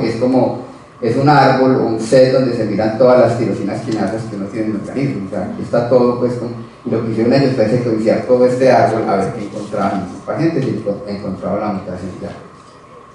Baxter, también por un secuenciador, buscaban un candidato e identificaban el alelo mutante, y Kralovich mapeó la región, digamos, del cromosoma 9, donde se sospechaba que estaba la patología, y encontraron cómo los pacientes hacían la mutación a nivel del brazo corto, del cromosoma 9, aquí está, y cómo por regresión mitótica esa mutación se iba haciendo más frecuente. O sea, se daba el primer daño genético clonal, ¿cierto? Ese daño clonal ya se instalaba, o sea, porque uno tiene daños clonales que se retroceden, aquí iba el clonal, y ya se comprometía otro cromosoma y venía al estado homocigoto. O sea, ya estos pacientes hacían una sintomatología mucho más evidente. Entonces, ¿qué ha cambiado? Entonces, los reportes de la mutación JAK2, ¿cierto? La BSD y CTF se encontraron en el 2005. Lo bonito de esto es que cuando se identificó la mutación, ¿qué hicieron los investigadores? Empezar a buscar medicamentos que bloquearan el JAK. Hoy en día existen medicamentos de uso médico que bloquean el JAK para tratar estas patologías. El interferón que se ha usado, hoy en día se usa menos. Después en el 2013 se validó un estudio donde estos pacientes con policytemia vera tienen que tener hematocritos por debajo de 45. O sea, eso les garantiza que no hagan trombosis y que no se compliquen. Y en el 2014 se aprobaron el JAK para el manejo de la policytemia vera. Ya antes el inhibidor del JAK estaba aprobado para el manejo de la miofibrosis. Y digamos que en esto existe hoy en día muchísima investigación. Entonces, esta es la estructura del JAK2, ¿cierto? La JAK2 es una tirosina quinasa, vamos a ver ahora. Entonces, tiene 4 dominios. La mutación ocurre en el dominio pseudoquinasa, si lo vemos. La BSD-CTF, hay una mutación del exón 12, que es menos frecuente, ahora la vamos a ver. Entonces, ¿qué es lo que ocurre? Esta es la forma inactiva. El dominio pseudoquinasa lo que hace es bloquear el dominio catalítico del gen, ¿cierto? Cuando está inactivo, este dominio catalítico, este brazo del dominio citoquinasa lo bloquea y no deja que se active. Cuando se activa, se desplaza el dominio citoquinasa y finalmente se activa el dominio quinasa. En la mutación, esto es lo que se ve, con la mutación no necesita ningún estímulo y lo que se pierde es el bloqueo del dominio quinasa, y todo el tiempo esta proteína está fosforilada y todo el tiempo está mandando mensajes a nivel intracelular. La mutación del exón 12 es menos frecuente, solo se encuentra en el 3% de los casos, pero digamos que tiene una función muy parecida a la mutación BSD-CTF.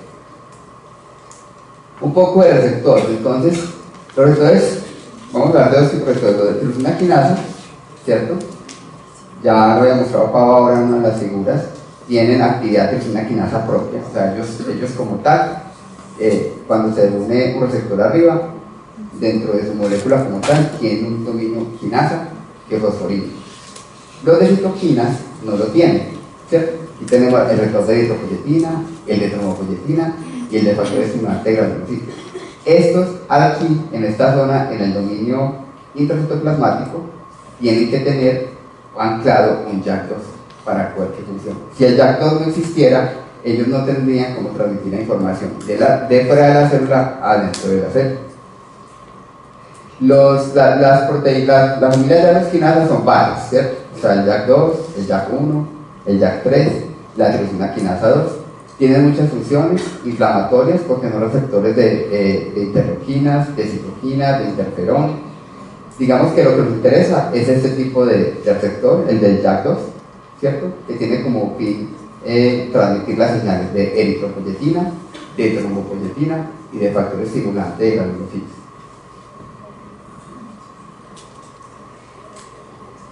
La eritropoyetina es una hormona que nosotros producimos la mayor cantidad en el riñón y estimula la producción de glóbulos rojos. La trombopoyetina es una hormona que estimula la producción de plaquetas a través del estímulo de los megacariocitos producida generalmente en el hígado. Y el factor estimulante de granulocitos es una hormona que estimula la producción de neutrófilos, de eosinófilos, de basófilos y generalmente se producen unos fibroblastos de la propia médula ósea. Aquí tenemos entonces, acá arriba está, digamos, puede ser EPO o trombopoyetina. La EPO pues está muy famosa ahora porque los ciclistas la usan mucho como método de dopaje. La trombopoyetina al unirse aquí al receptor desencadena una señal intracelular, activa el JAK2, lo fosforila y a través de las vías de la STAT hace que se transcriban los genes y empiece la activación del DNA y el RNA y finalmente la producción de proteínas. En estos pacientes con la mutación JAK2 no necesitamos que esté unido nada acá, o sea, todo el tiempo ese receptor está activo porque la mutación del JAK2 está todo el tiempo fosforilada y activa y mandando mensajes al núcleo para producir plaquetas, para producir glóbulos rojos o para producir neutrófilos, general leucocitos. Aquí es un poco mejor el ejemplo. Aquí tenemos, este es el receptor inactivo. Aquí cuando se une el ligando que generalmente es eritropoyetina o trombopoyetina, la estimulación del JAK, la activación, STAT y finalmente la producción de células sanguíneas. En este caso, cuando está la mutación, aquí arriba no tenemos nada y finalmente hay una señal intracelular y una proliferación exagerada de células. Y todos estos pacientes tienen aumento de la hemoglobina, aumento de los glóbulos blancos y aumento de las plaquetas. Todo esto tiene un feedback negativo, ¿cierto? O sea, cuando usted hace un estímulo extracelular, activa el JAK, activa la vía de la STAT, activa la PI3K, activa otra serie de vías, esto llega al núcleo, desencadena señales, pero hay proteínas como el SOX que regulan, ¿cierto? Hace un feedback negativo y le dice al JAK2, listo, ya producí todos los glóbulos que necesitaba, ya no necesito más estímulo JAK2. Pero cuando está la mutación, este SOX no puede bloquear al JAK, y el JAK todo el tiempo le está dando y produciendo sin una contrarregulación efectiva. Entonces, más gráfico. Entonces se une el receptor acá, ya el homodímero se dimeriza, aquí vemos, aquí está JAK se fosforila, desencadena la activación de las STAT y finalmente vamos al núcleo, a la transcripción del gen.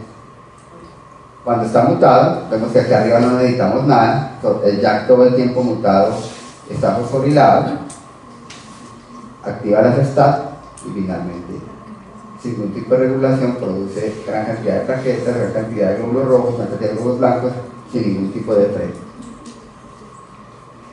De acuerdo a la carga del alelo, esto no aplica para todos los pacientes, pero por ejemplo, si la carga del alelo del JAK2 es bajita, usted generalmente tiene trombocitosis. Cuando la carga aumenta, generalmente tiene eritrocitosis y cuando la carga está muy alta, tiene leucocitosis. A medida que la carga del alelo del JAK aumenta, hay más síntomas, más prurito, vaso más grande, más fibrosis y más tumor.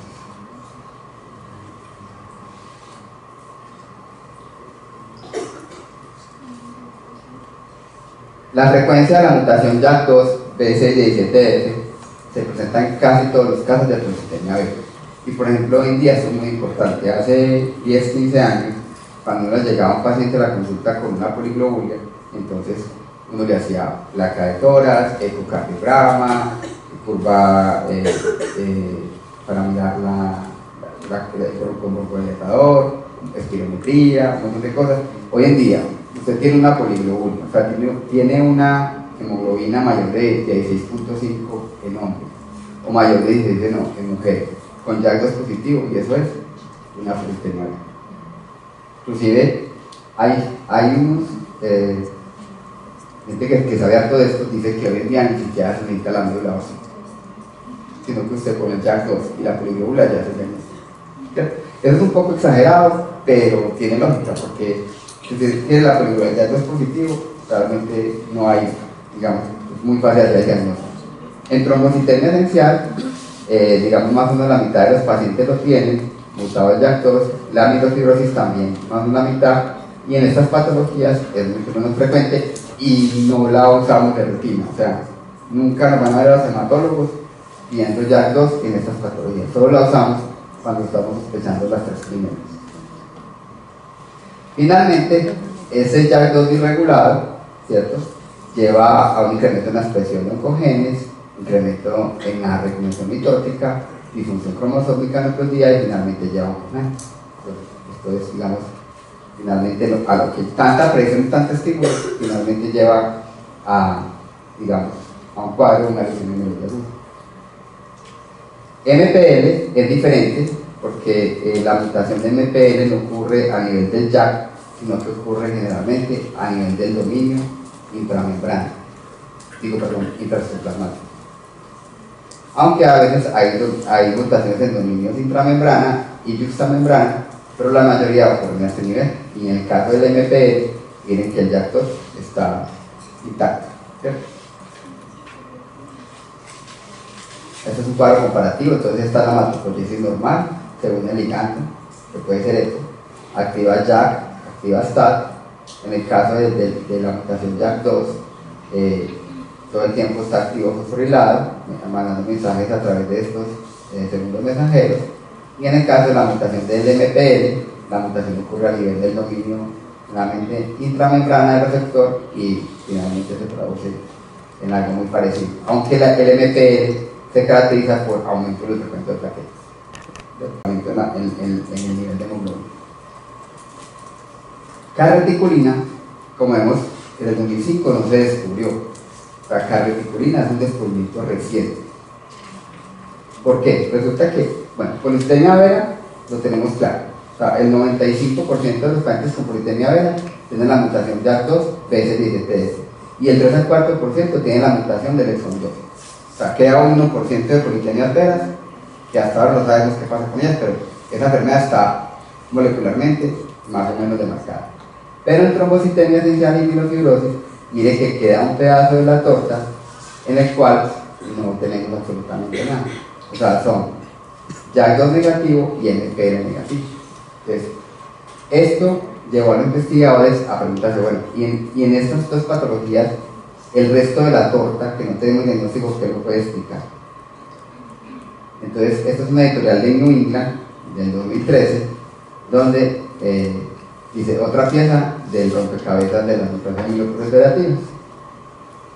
Y dos estudios publicados en esta revista, que para los médicos, digamos, es una de las revistas más importantes, encontraron la mutación de la carreticulina. Esto fue una cosa con secuenciadores de muy alta potencia. Y esto fue a la loca. La cogieron pacientes y le empezaron a correr con un secuenciador que le encontraban. Es tan a la loca que hoy en día no se sabe cómo la carreticulina tiene que ver con esta enfermedad. Es muy chistoso, o sea, encuentran una mutación y apenas están tratando de dar explicación a por qué esta carreticulina tiene que ver con la producción de estas enfermedades. ¿Qué es la carreticulina? Es una proteína pues, que tiene muchísimas funciones, es una chaperona unión del calcio en el ciclo endoplásmico, asegura el correcto plegado o degradación de las proteínas y previene la agregación de proteínas, y también tiene que ver con ensamblaje y expresión de moléculas HLA de clase B. Esta es la molécula, tiene tres dominios, el dominio N, el dominio P y el dominio C. Y esas son muchas de las funciones que tiene la carreticulina. Tiene funciones inmunogénicas, tiene funciones de adhesión celular, de reparación de heridas, tiene de adipocitos, o sea, tiene lo de la HLA que vemos ahora, tiene muchísimas funciones, pero ninguna como que le explique a uno por qué está metida en estas patologías. Las mutaciones son de dos tipos. Hay una tipo 1, ¿cierto? Y una tipo 2, digamos que una es por deleción y la otra por inserción. Aquí vemos las mutaciones ocurren a nivel del dominio C, aquí están las dos, y cada mutación, tanto la elección y la inserción, tienen factores pronósticos diferentes. Esta es la mutación que ocurre a nivel del dominio C, y aquí cambia la configuración de la proteína. Entonces, claro, ya habíamos polidiptenia vera, JAK2, vemos cómo calreticulina se encuentra en gran porcentaje de las trombocitemias esenciales y en gran porcentaje en la mielofibrositoía. Aquí digamos que llenó casi completamente la torta que estaba medio llena. Y estas mutaciones de calreticulina las encontramos en trombocitemia esencial y en mielofibrosis. La polidiptenia vera, como ven acá, no tiene calreticulina positiva. Por ahí buscando para esta charla me encontré por ahí un reporte de una polidiptenia vera con carreticulina positiva. Usted sabe que hoy en día cualquier cosa puede pasar, pero en general carreticulina no tiene nada que ver con polidiptenia vera. Esto es lo que hablamos ahora. Entonces las mutaciones son observadas casi exclusivamente en trombocitemia esencial y mielofibrosis, y hay un pequeño número de pacientes que son triple negativos. O sea, hay un pequeño número de pacientes con trombocitemia esencial y mielofibrosis que son JAK2 negativo, MPL negativo y calreticulina negativo. Eso lo sacaron, no sé si de pronto han escuchado, hay cánceres de mama triple negativos. Entonces, siempre en medicina pues comparar con qué comparar. Eso es importante. Ahora vamos a ver que los que son triple negativos tienen peor pronóstico. Aquí tenemos entonces los que tienen esta mutación de calreticulina, la elección esta elección, tienen una progresión mucho más fuerte, y los que tienen la inserción tienen, digamos, una enfermedad mucho más leve. Esta figura trata de explicar un poco, digamos, cómo entraría la carreticulina a participar en esas patologías. Aquí tenemos la wild type, que es la nativa, la normal que tenemos. Esta es la mutada. Cuando la mutada entra a funcionar, aparentemente puede tener una interacción con la MPL, porque curiosamente lo que es carreticulina se comporta muy parecido a MPL. O sea, los pacientes con estas mutaciones con carreticulina y MPL tienen aumento del recuento de plaquetas. Por ese lado han tratado de explicar, activan la vía JAK y pues, finalmente esto es yo creo que es medio todavía lucubrando que podría estar pasando ahí. Y pues aquí tenemos entonces las mutaciones. Esto que vemos en gris son todavía pacientes que no tienen ninguna mutación driver identificada. Me imagino que como está esto, en unos años ya saldrá identificado en estos pacientes qué es lo que está pasando. Y lo que les quería mostrar, entonces los que son triple negativo, es esta rayita negra, mire que en supervivencia les da mucho peor, o sea que clínicamente es importante. O sea, si usted tiene un paciente con estos triple negativo, ¿cierto? Tiene supervivencias a 10 años de un 20%. O sea, hasta un paciente de estos, joven, le podría decir, ¿sabe qué, hermano? Usted en 10 años tiene un 70-80% por ahí de estar muerto. Venga, le haga un trasplante de médula. ¿Sí me entienden? Sí, porque ya por genética vamos a saber el paciente para dónde va. Entonces, eso es lo bonito de esto, que lo permite a uno.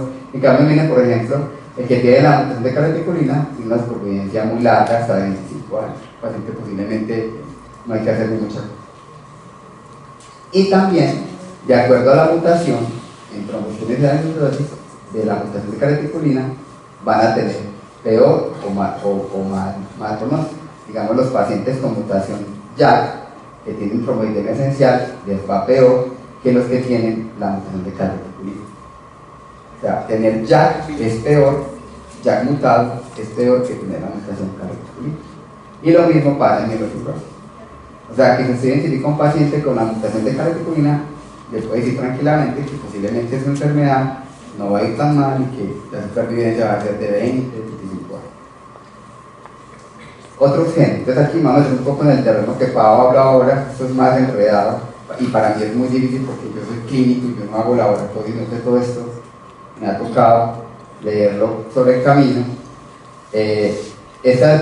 Los nuevos genes involucrados en esto, entonces tenemos genes de señalización, el ENK y el CBL, de metilación que ya había explicado ahora Pau, TET2, isocitrato de cianogenasa, la dimetiltransferasa 3A, remodelación de cromatina, el ASLX, ASXL1, este otro, y lo que tiene que ver con splicing del RN. Esto es un enredo porque ya empiezan a aparecer un montón de mutaciones que pues, estas gráficas yo creo que a veces lo podrían poner a convulsionar porque tanta información en una sola gráfica de cosas tan extrañas, ¿cierto?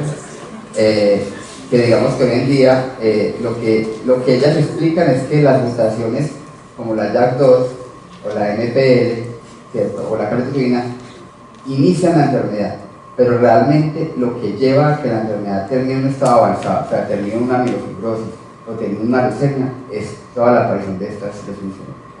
O sea, esto es lo que finalmente lleva al deterioro del paciente. Esto es un poquito del esplaisoma. A mí este término esplaisoma me gusta porque no tanto en esta patología, pero más en amiloides clásicos, explica muy bien la patología y en esplaisoma está muy alterado en amiloides clásicos. Simplemente el esplaisoma es un conjunto de proteínas, aquí las vemos, que se encargan de cortar los intrones y dejar los exones, que finalmente son los que van a llevar la información. El NK, que es otra mutación que existe, también miren todo el tipo de mutaciones que existe. O sea, yo creo que para efectos prácticos sería imposible montar un laboratorio, o sea, que uno ofreciera la mutación del NK pues, al público, pues porque es una cosa demasiado variada. Aquí está la proteína, la mayoría de mutaciones ocurren a nivel del exón 12. Y como vemos acá, esto lo traje para que ustedes observen cómo la SLX, de todas las proteínas que están acá, la SLX es la que hoy en día está más demostrada en pronóstico.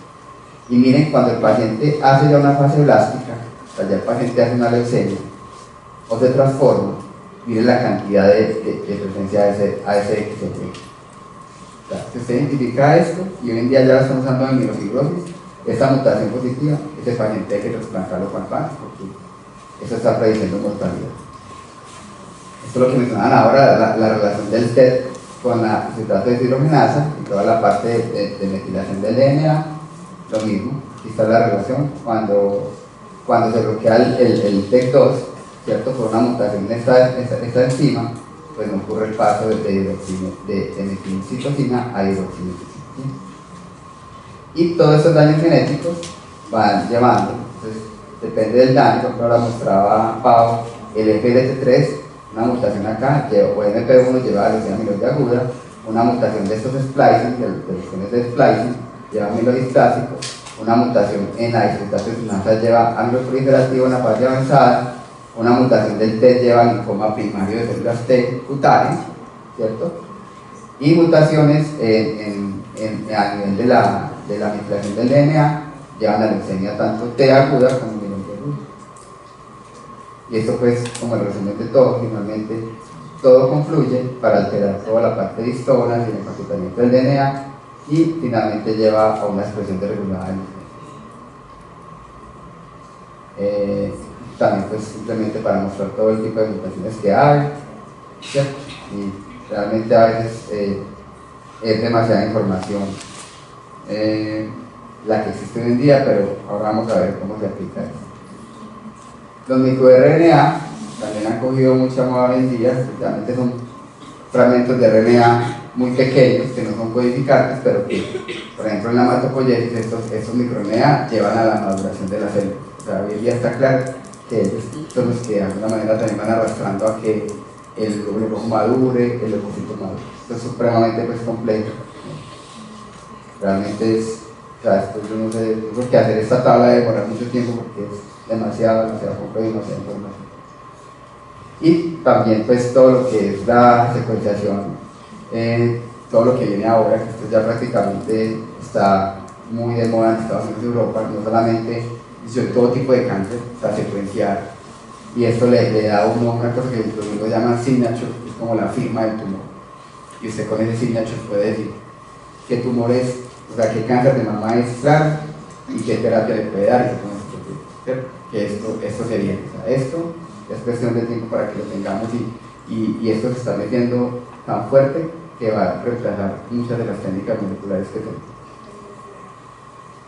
Genéticamente, estas enfermedades también tienen daños cromosómicos. Cuando nosotros hacemos el estudio de la médula ósea a estos pacientes, siempre mandamos pruebas de cariotipo, porque estos pacientes van a tener daños, ¿cierto? El más frecuente es el de cromosoma 9 en el brazo corto, pero porque ahí está el JAK2 codificado, ¿cierto? Pero vamos a tener daños de cromosoma 4, del 5, prácticamente de todos los cromosomas, y a medida que avanza la enfermedad, estos ya son pacientes con enfermedad más avanzada, miren que van a tener muchos más daños genéticos. O sea, si el daño es molecular, también el daño es a nivel de cariotipo, y se van a detectar muchos más daños a medida que la enfermedad va avanzando. Esto es un resumen, simplemente, entonces tenemos JAK2 en politeína vera, casi todos los pacientes, 95%, la mutación del exón 12, que es muy pequeña, es exclusiva de esto. Yo solo tengo un paciente con la mutación exón 12 positiva, nomás uno de los que tengo en la consulta. La trombocitopenia esencial tiene 60% de JAK2, mielofibrosis 60%, el MPL realmente es poquito, solamente el 5% de trombocitopenia esencial y hasta el 10% de mielofibrosis, y la carioticulina, digamos que es mucho más frecuente que MPL en trombocitopenia esencial y es poco frecuente en politeína vera, y el resto de genes, que desafortunadamente no los tenemos en nuestro medio, sirven también para dar con esto. Entonces la progresión, simplemente tenemos la cell policlonal, ocurre ya un daño. Ahora está muy de moda hablar de la hematopoiesis monoclonal. O sea, todos con los años, después de los 50-60 años, vamos a hacer los clones de células hematopoyéticas con algún daño genético. Pero depende de muchas cosas que finalmente eso progrese a una politeína vera, o a una mielofibrosis, o a una leucemia. Pero todos con los años empezamos a hacer el envejecimiento de la hematopoiesis, y finalmente cuando un clon de estos logra, digamos, la capacidad de crecer, viene ya la enfermedad, ¿no? Simplemente es esto, miren que a medida que el clon aumenta, va apareciendo la enfermedad. Y finalmente pues todos son daños genéticos que van apareciendo en el transcurso de la evolución de la enfermedad.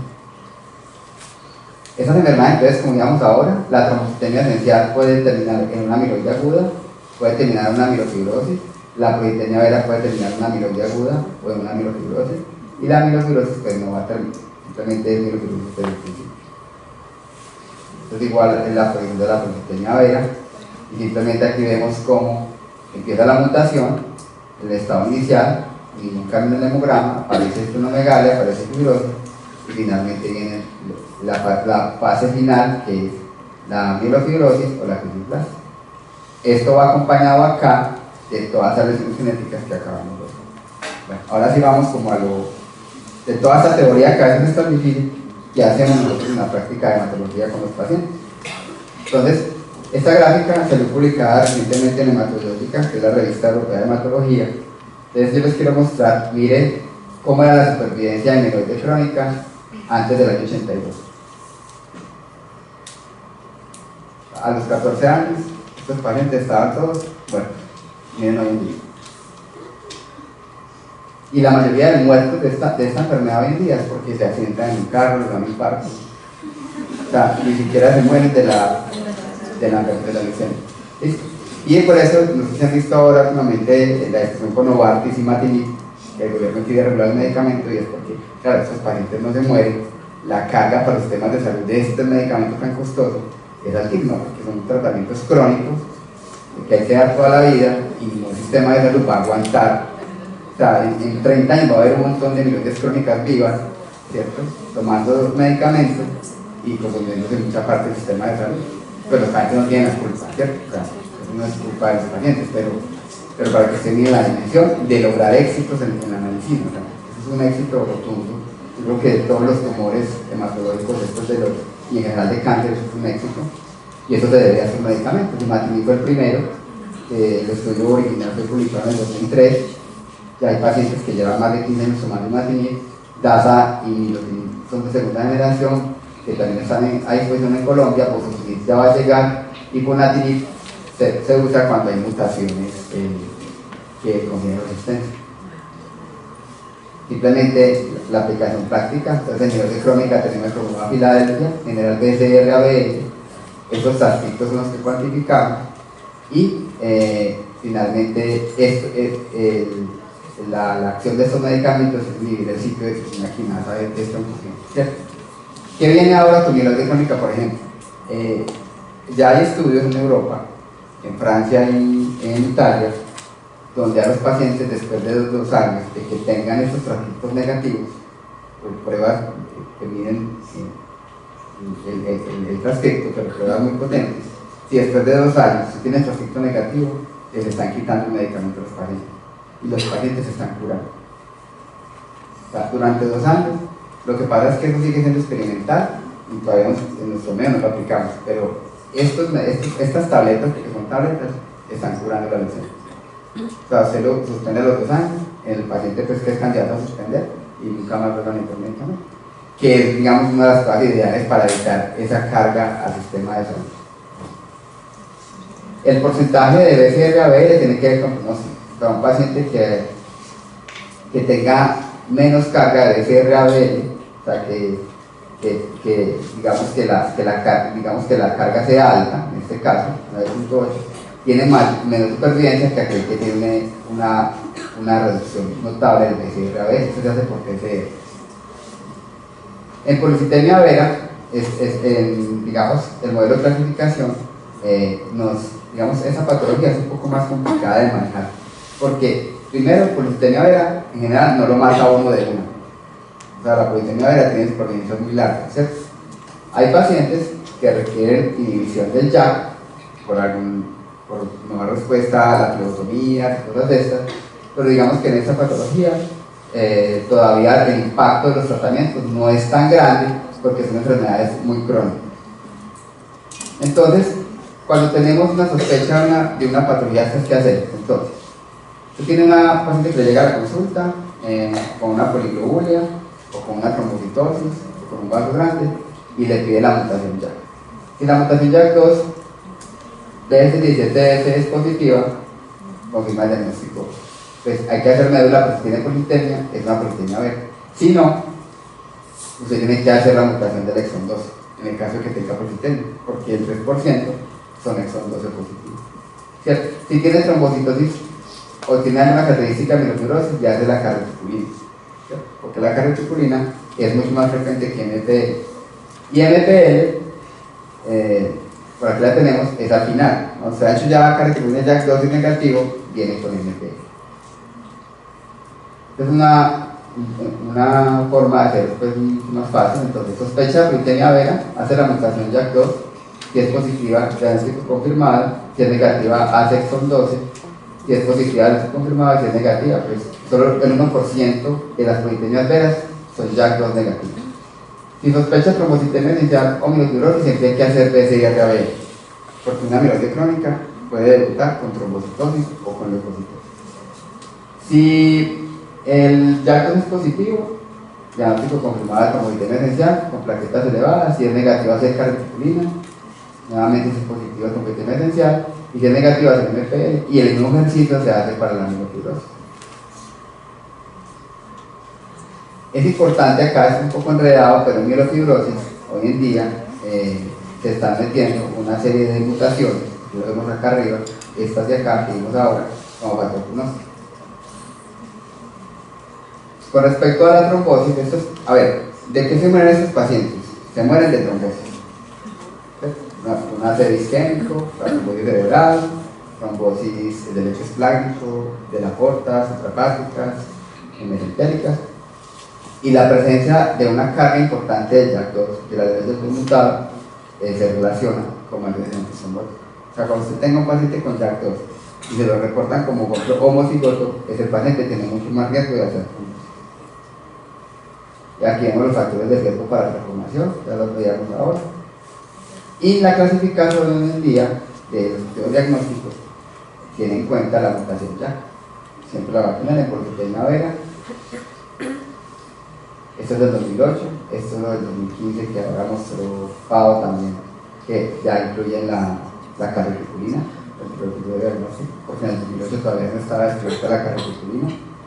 Y lo mismo en mielofibrosis, aparece ya ahora en el 2015 la carreticulina.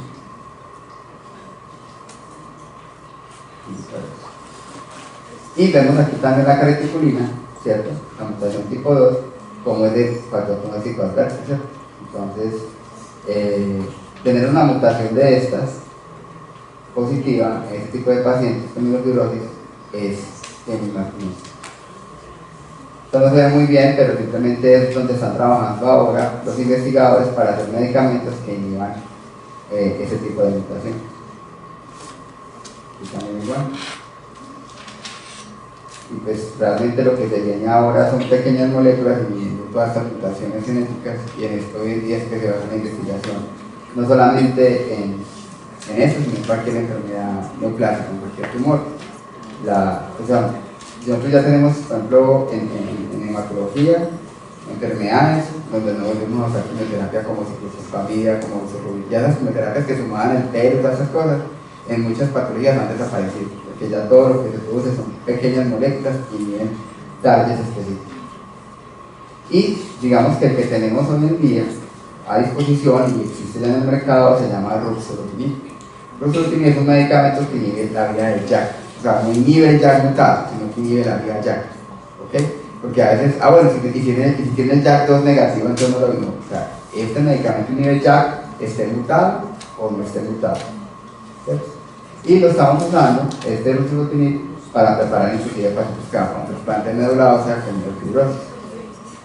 Hoy en día, pues este es el JAK2 inhibidor, que es el ruxolitinib, y vemos, por ejemplo, este es un estudio con el medicamento, como los pacientes que toman el medicamento que está en verde les va mucho mejor que los que toman placebo. Esto apenas es una breve, esto apenas es lo que tenemos hoy en día, pero para que ustedes miren, 2005, 2016, se descubre el JAK, y hoy en día ya tenemos medicamentos en el mercado que bloquean. La conclusión, entonces, el descubrimiento de estas mutaciones, JAK2, MP y reticulina, permitió entender mejor las patologías de enfermedades. Estas mutaciones permiten una clasificación y estadificación más precisa de estas patologías.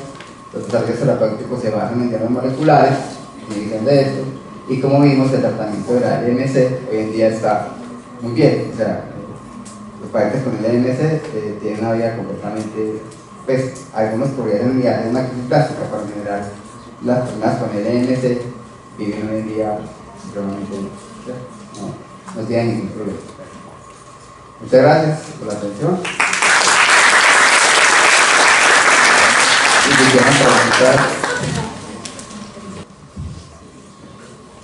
Mi nombre es Gabriel Tamayo. Mi pregunta es, en la práctica clínica, ¿cuándo evalúan la mutación de T315? Bueno, eso es semiología crónica. Entonces, ¿cómo es el manejo de una semiología crónica? Se empieza con imagen, ¿cierto? Depende del riesgo, pero calculamos con una escala que se llama SOCAL.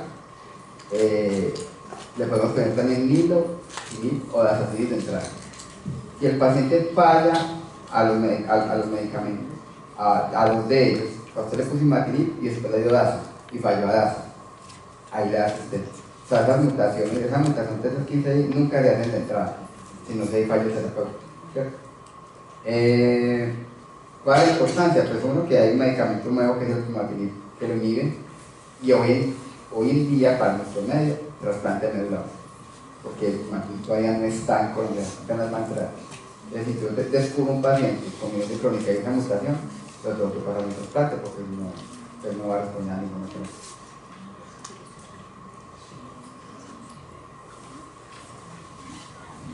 Entonces hay como una confusión, pero cuando uno habla de JAK2 ya no es una mutación. No, el JAK2 como tal es un gen que es una quinasa, pero ya cuando está mutado es que sale la mutación, pero el JAK2 lo tenemos normalmente, pues, existe, pues, o sea, todos tenemos JAK2. El nombre de JAK2 es muy curioso porque yo he encontrado varias definiciones de JAK, donde viene es JAK, por ejemplo hay una Yosanor-quinasa, o sea, como solo otra quinasa, pero también me he encontrado que viene de un dios griego. A mí yo no entiendo nada de los griegos porque nunca puedo entender esos dioses griegos, pero algún día un residente me explicaba que era un dios con dos capas, no, una cosa pues extrañísima, que también tiene que ver con, como, o sea, viene como algo griego, pero JAK2 sí existe, o sea, JAK2 lo tenemos normalmente. Sí, porque usted hablaba de JAK2 mutado o no mutado, entonces pues, es una bueno, mutación. cuando usted da el tratamiento con ruxolitinib, con inhibidor del JAK, a usted no le importa si el JAK2 está mutado o no mutado, porque usted va a inhibir la vía JAK, o pues el JAK, o no, va a responder. Todavía, me imagino que más adelante saldrán medicamentos que van a inhibir el JAK2 mutado como tal, o sea, porque apenas estamos, digamos, en fase de investigación. Pero si todos tenemos JAK2, entonces ¿por qué le va a dar tratamiento a un JAK2? Porque usted al bloquear JAK2 bloquea toda la vía de señalización. O sea que serviría para el MPL. Podría ser, pero no está todavía el medicamento que bloquee MPL, no existe. Pero no actúa en la misma vía de JAK, el MPL. Pues al final sí, porque el MPL, lo que pasa es que el MPL lo que produce son plaquetas. Y el JAK2 como tal, lo que estimula más es la producción de eso, pero igual sí, ambos terminan al final activando la STAT y activando las secciones de genes, pues introduciendo el MPL más plaquetas que otra cosa. Y JAK2 sí puede producir plaquetas, leucocitos y hemoglobinitos, aumento de volumen.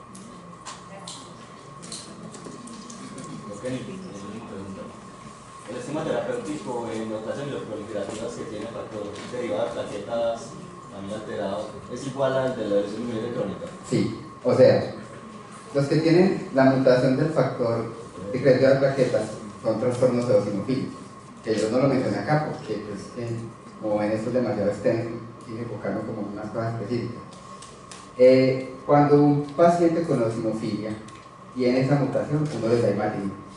Inclusive esa mutación de ese receptor de plaquetas, o sea, si uno da una dosis, por ejemplo, de 400 al día de imatinib, en esta enfermedad solo con 100 miligramos día tiene, o sea, son súper sencillos. Yo la verdad nunca pude encontrar ninguno. O sea, yo he tratado, que he preferido la mutación y nunca me sale positivo. Entonces es que la técnica en Colombia no está bien hecha porque pues la mandamos a la Santa Fe, a Cancerológico, pero nunca hemos tenido un paciente con trastorno eosinofílico con la mutación. Hace poco, no, por nada, o sea, por FISH, por PCR, por lo que sea, nunca me ha reportado una positiva. Porque es la manera de justificar el uso de imatinib, porque si no la tiene, usted no le puede dar imatinib. Y entonces para hacer mínima residual ahí. No, nada, no, el seguimiento de esas patologías es con hemograma.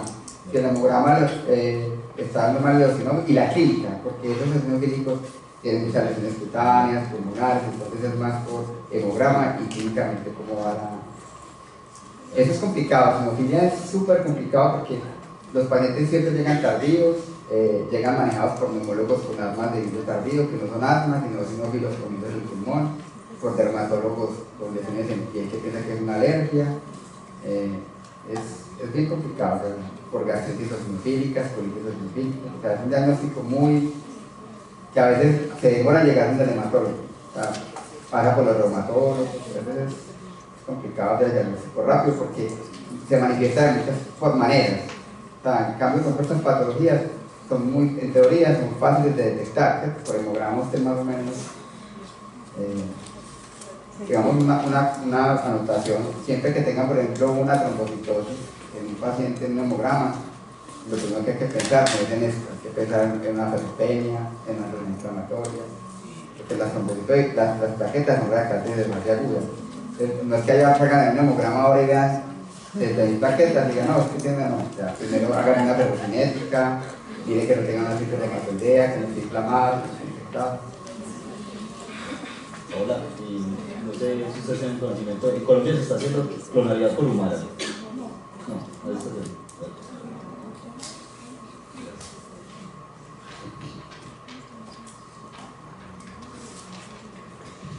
Buenas tardes. Quiero preguntar si existe alguna relación directa entre estos tres tipos de mutación y la progresión a leucemia mieloide.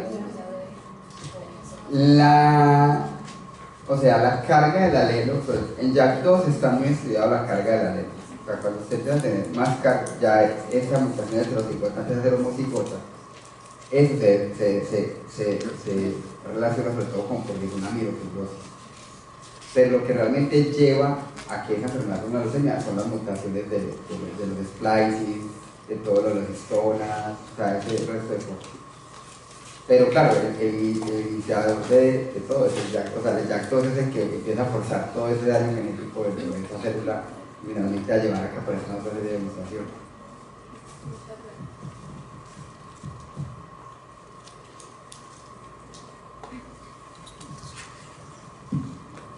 Muchas gracias, pues. Que agregar. Muchas gracias. Este tema hasta ahora puede ser. Ojalá no sueñen con esto, pues. Parecía terrible, pues, pesadillas con esto. Pero mucha gente, o sea, muchos clínicos, compañeros de uno y los residentes, no entienden eso. O sea, la gente todavía, los clínicos siguen muy dormidos. O sea, los clínicos piensan que esto es ciencia ficción. Mucha gente. Y ven esto y uno se los trata de explicar y no quieren saber nada de esto. O sea, yo pienso que hoy en día un hematólogo, un oncólogo, un reumatólogo, si no se mete en esto, en 15 años va a morir, porque no va a entender absolutamente nada de lo que le viene en mente. Y esto va de la mano, eso no lo hacemos los médicos, todo esto que yo mostré ahora son investigadores, son biólogos moleculares, genetistas, o sea, aquí lo que menos interesa es el deseo del médico de hacer esto, o sea, esto va a otro ritmo. Detrás de eso hay mucho interés económico, ¿cierto? Porque detrás de esas moléculas hay mucho dinero en juego para producirlas y que salgan al mercado, ¿cierto? Todo eso tiene un trasfondo económico también, ¿cierto? Y esto es lo que se lleva en medicina, o sea, ya todo ese, la medicina pues, que el colonoscopio, ¿cierto? Eso sigue siendo útil pues, pero en esto, es más, yo hablaba con alguien y de patólogo y me decía, la patología podría desaparecer, porque usted va a tomar una muestra de un tejido, le corre estos genes y ya sabe qué medicamento le va a dar. Así va a ser. Eso posiblemente sea el futuro de todas estas patologías.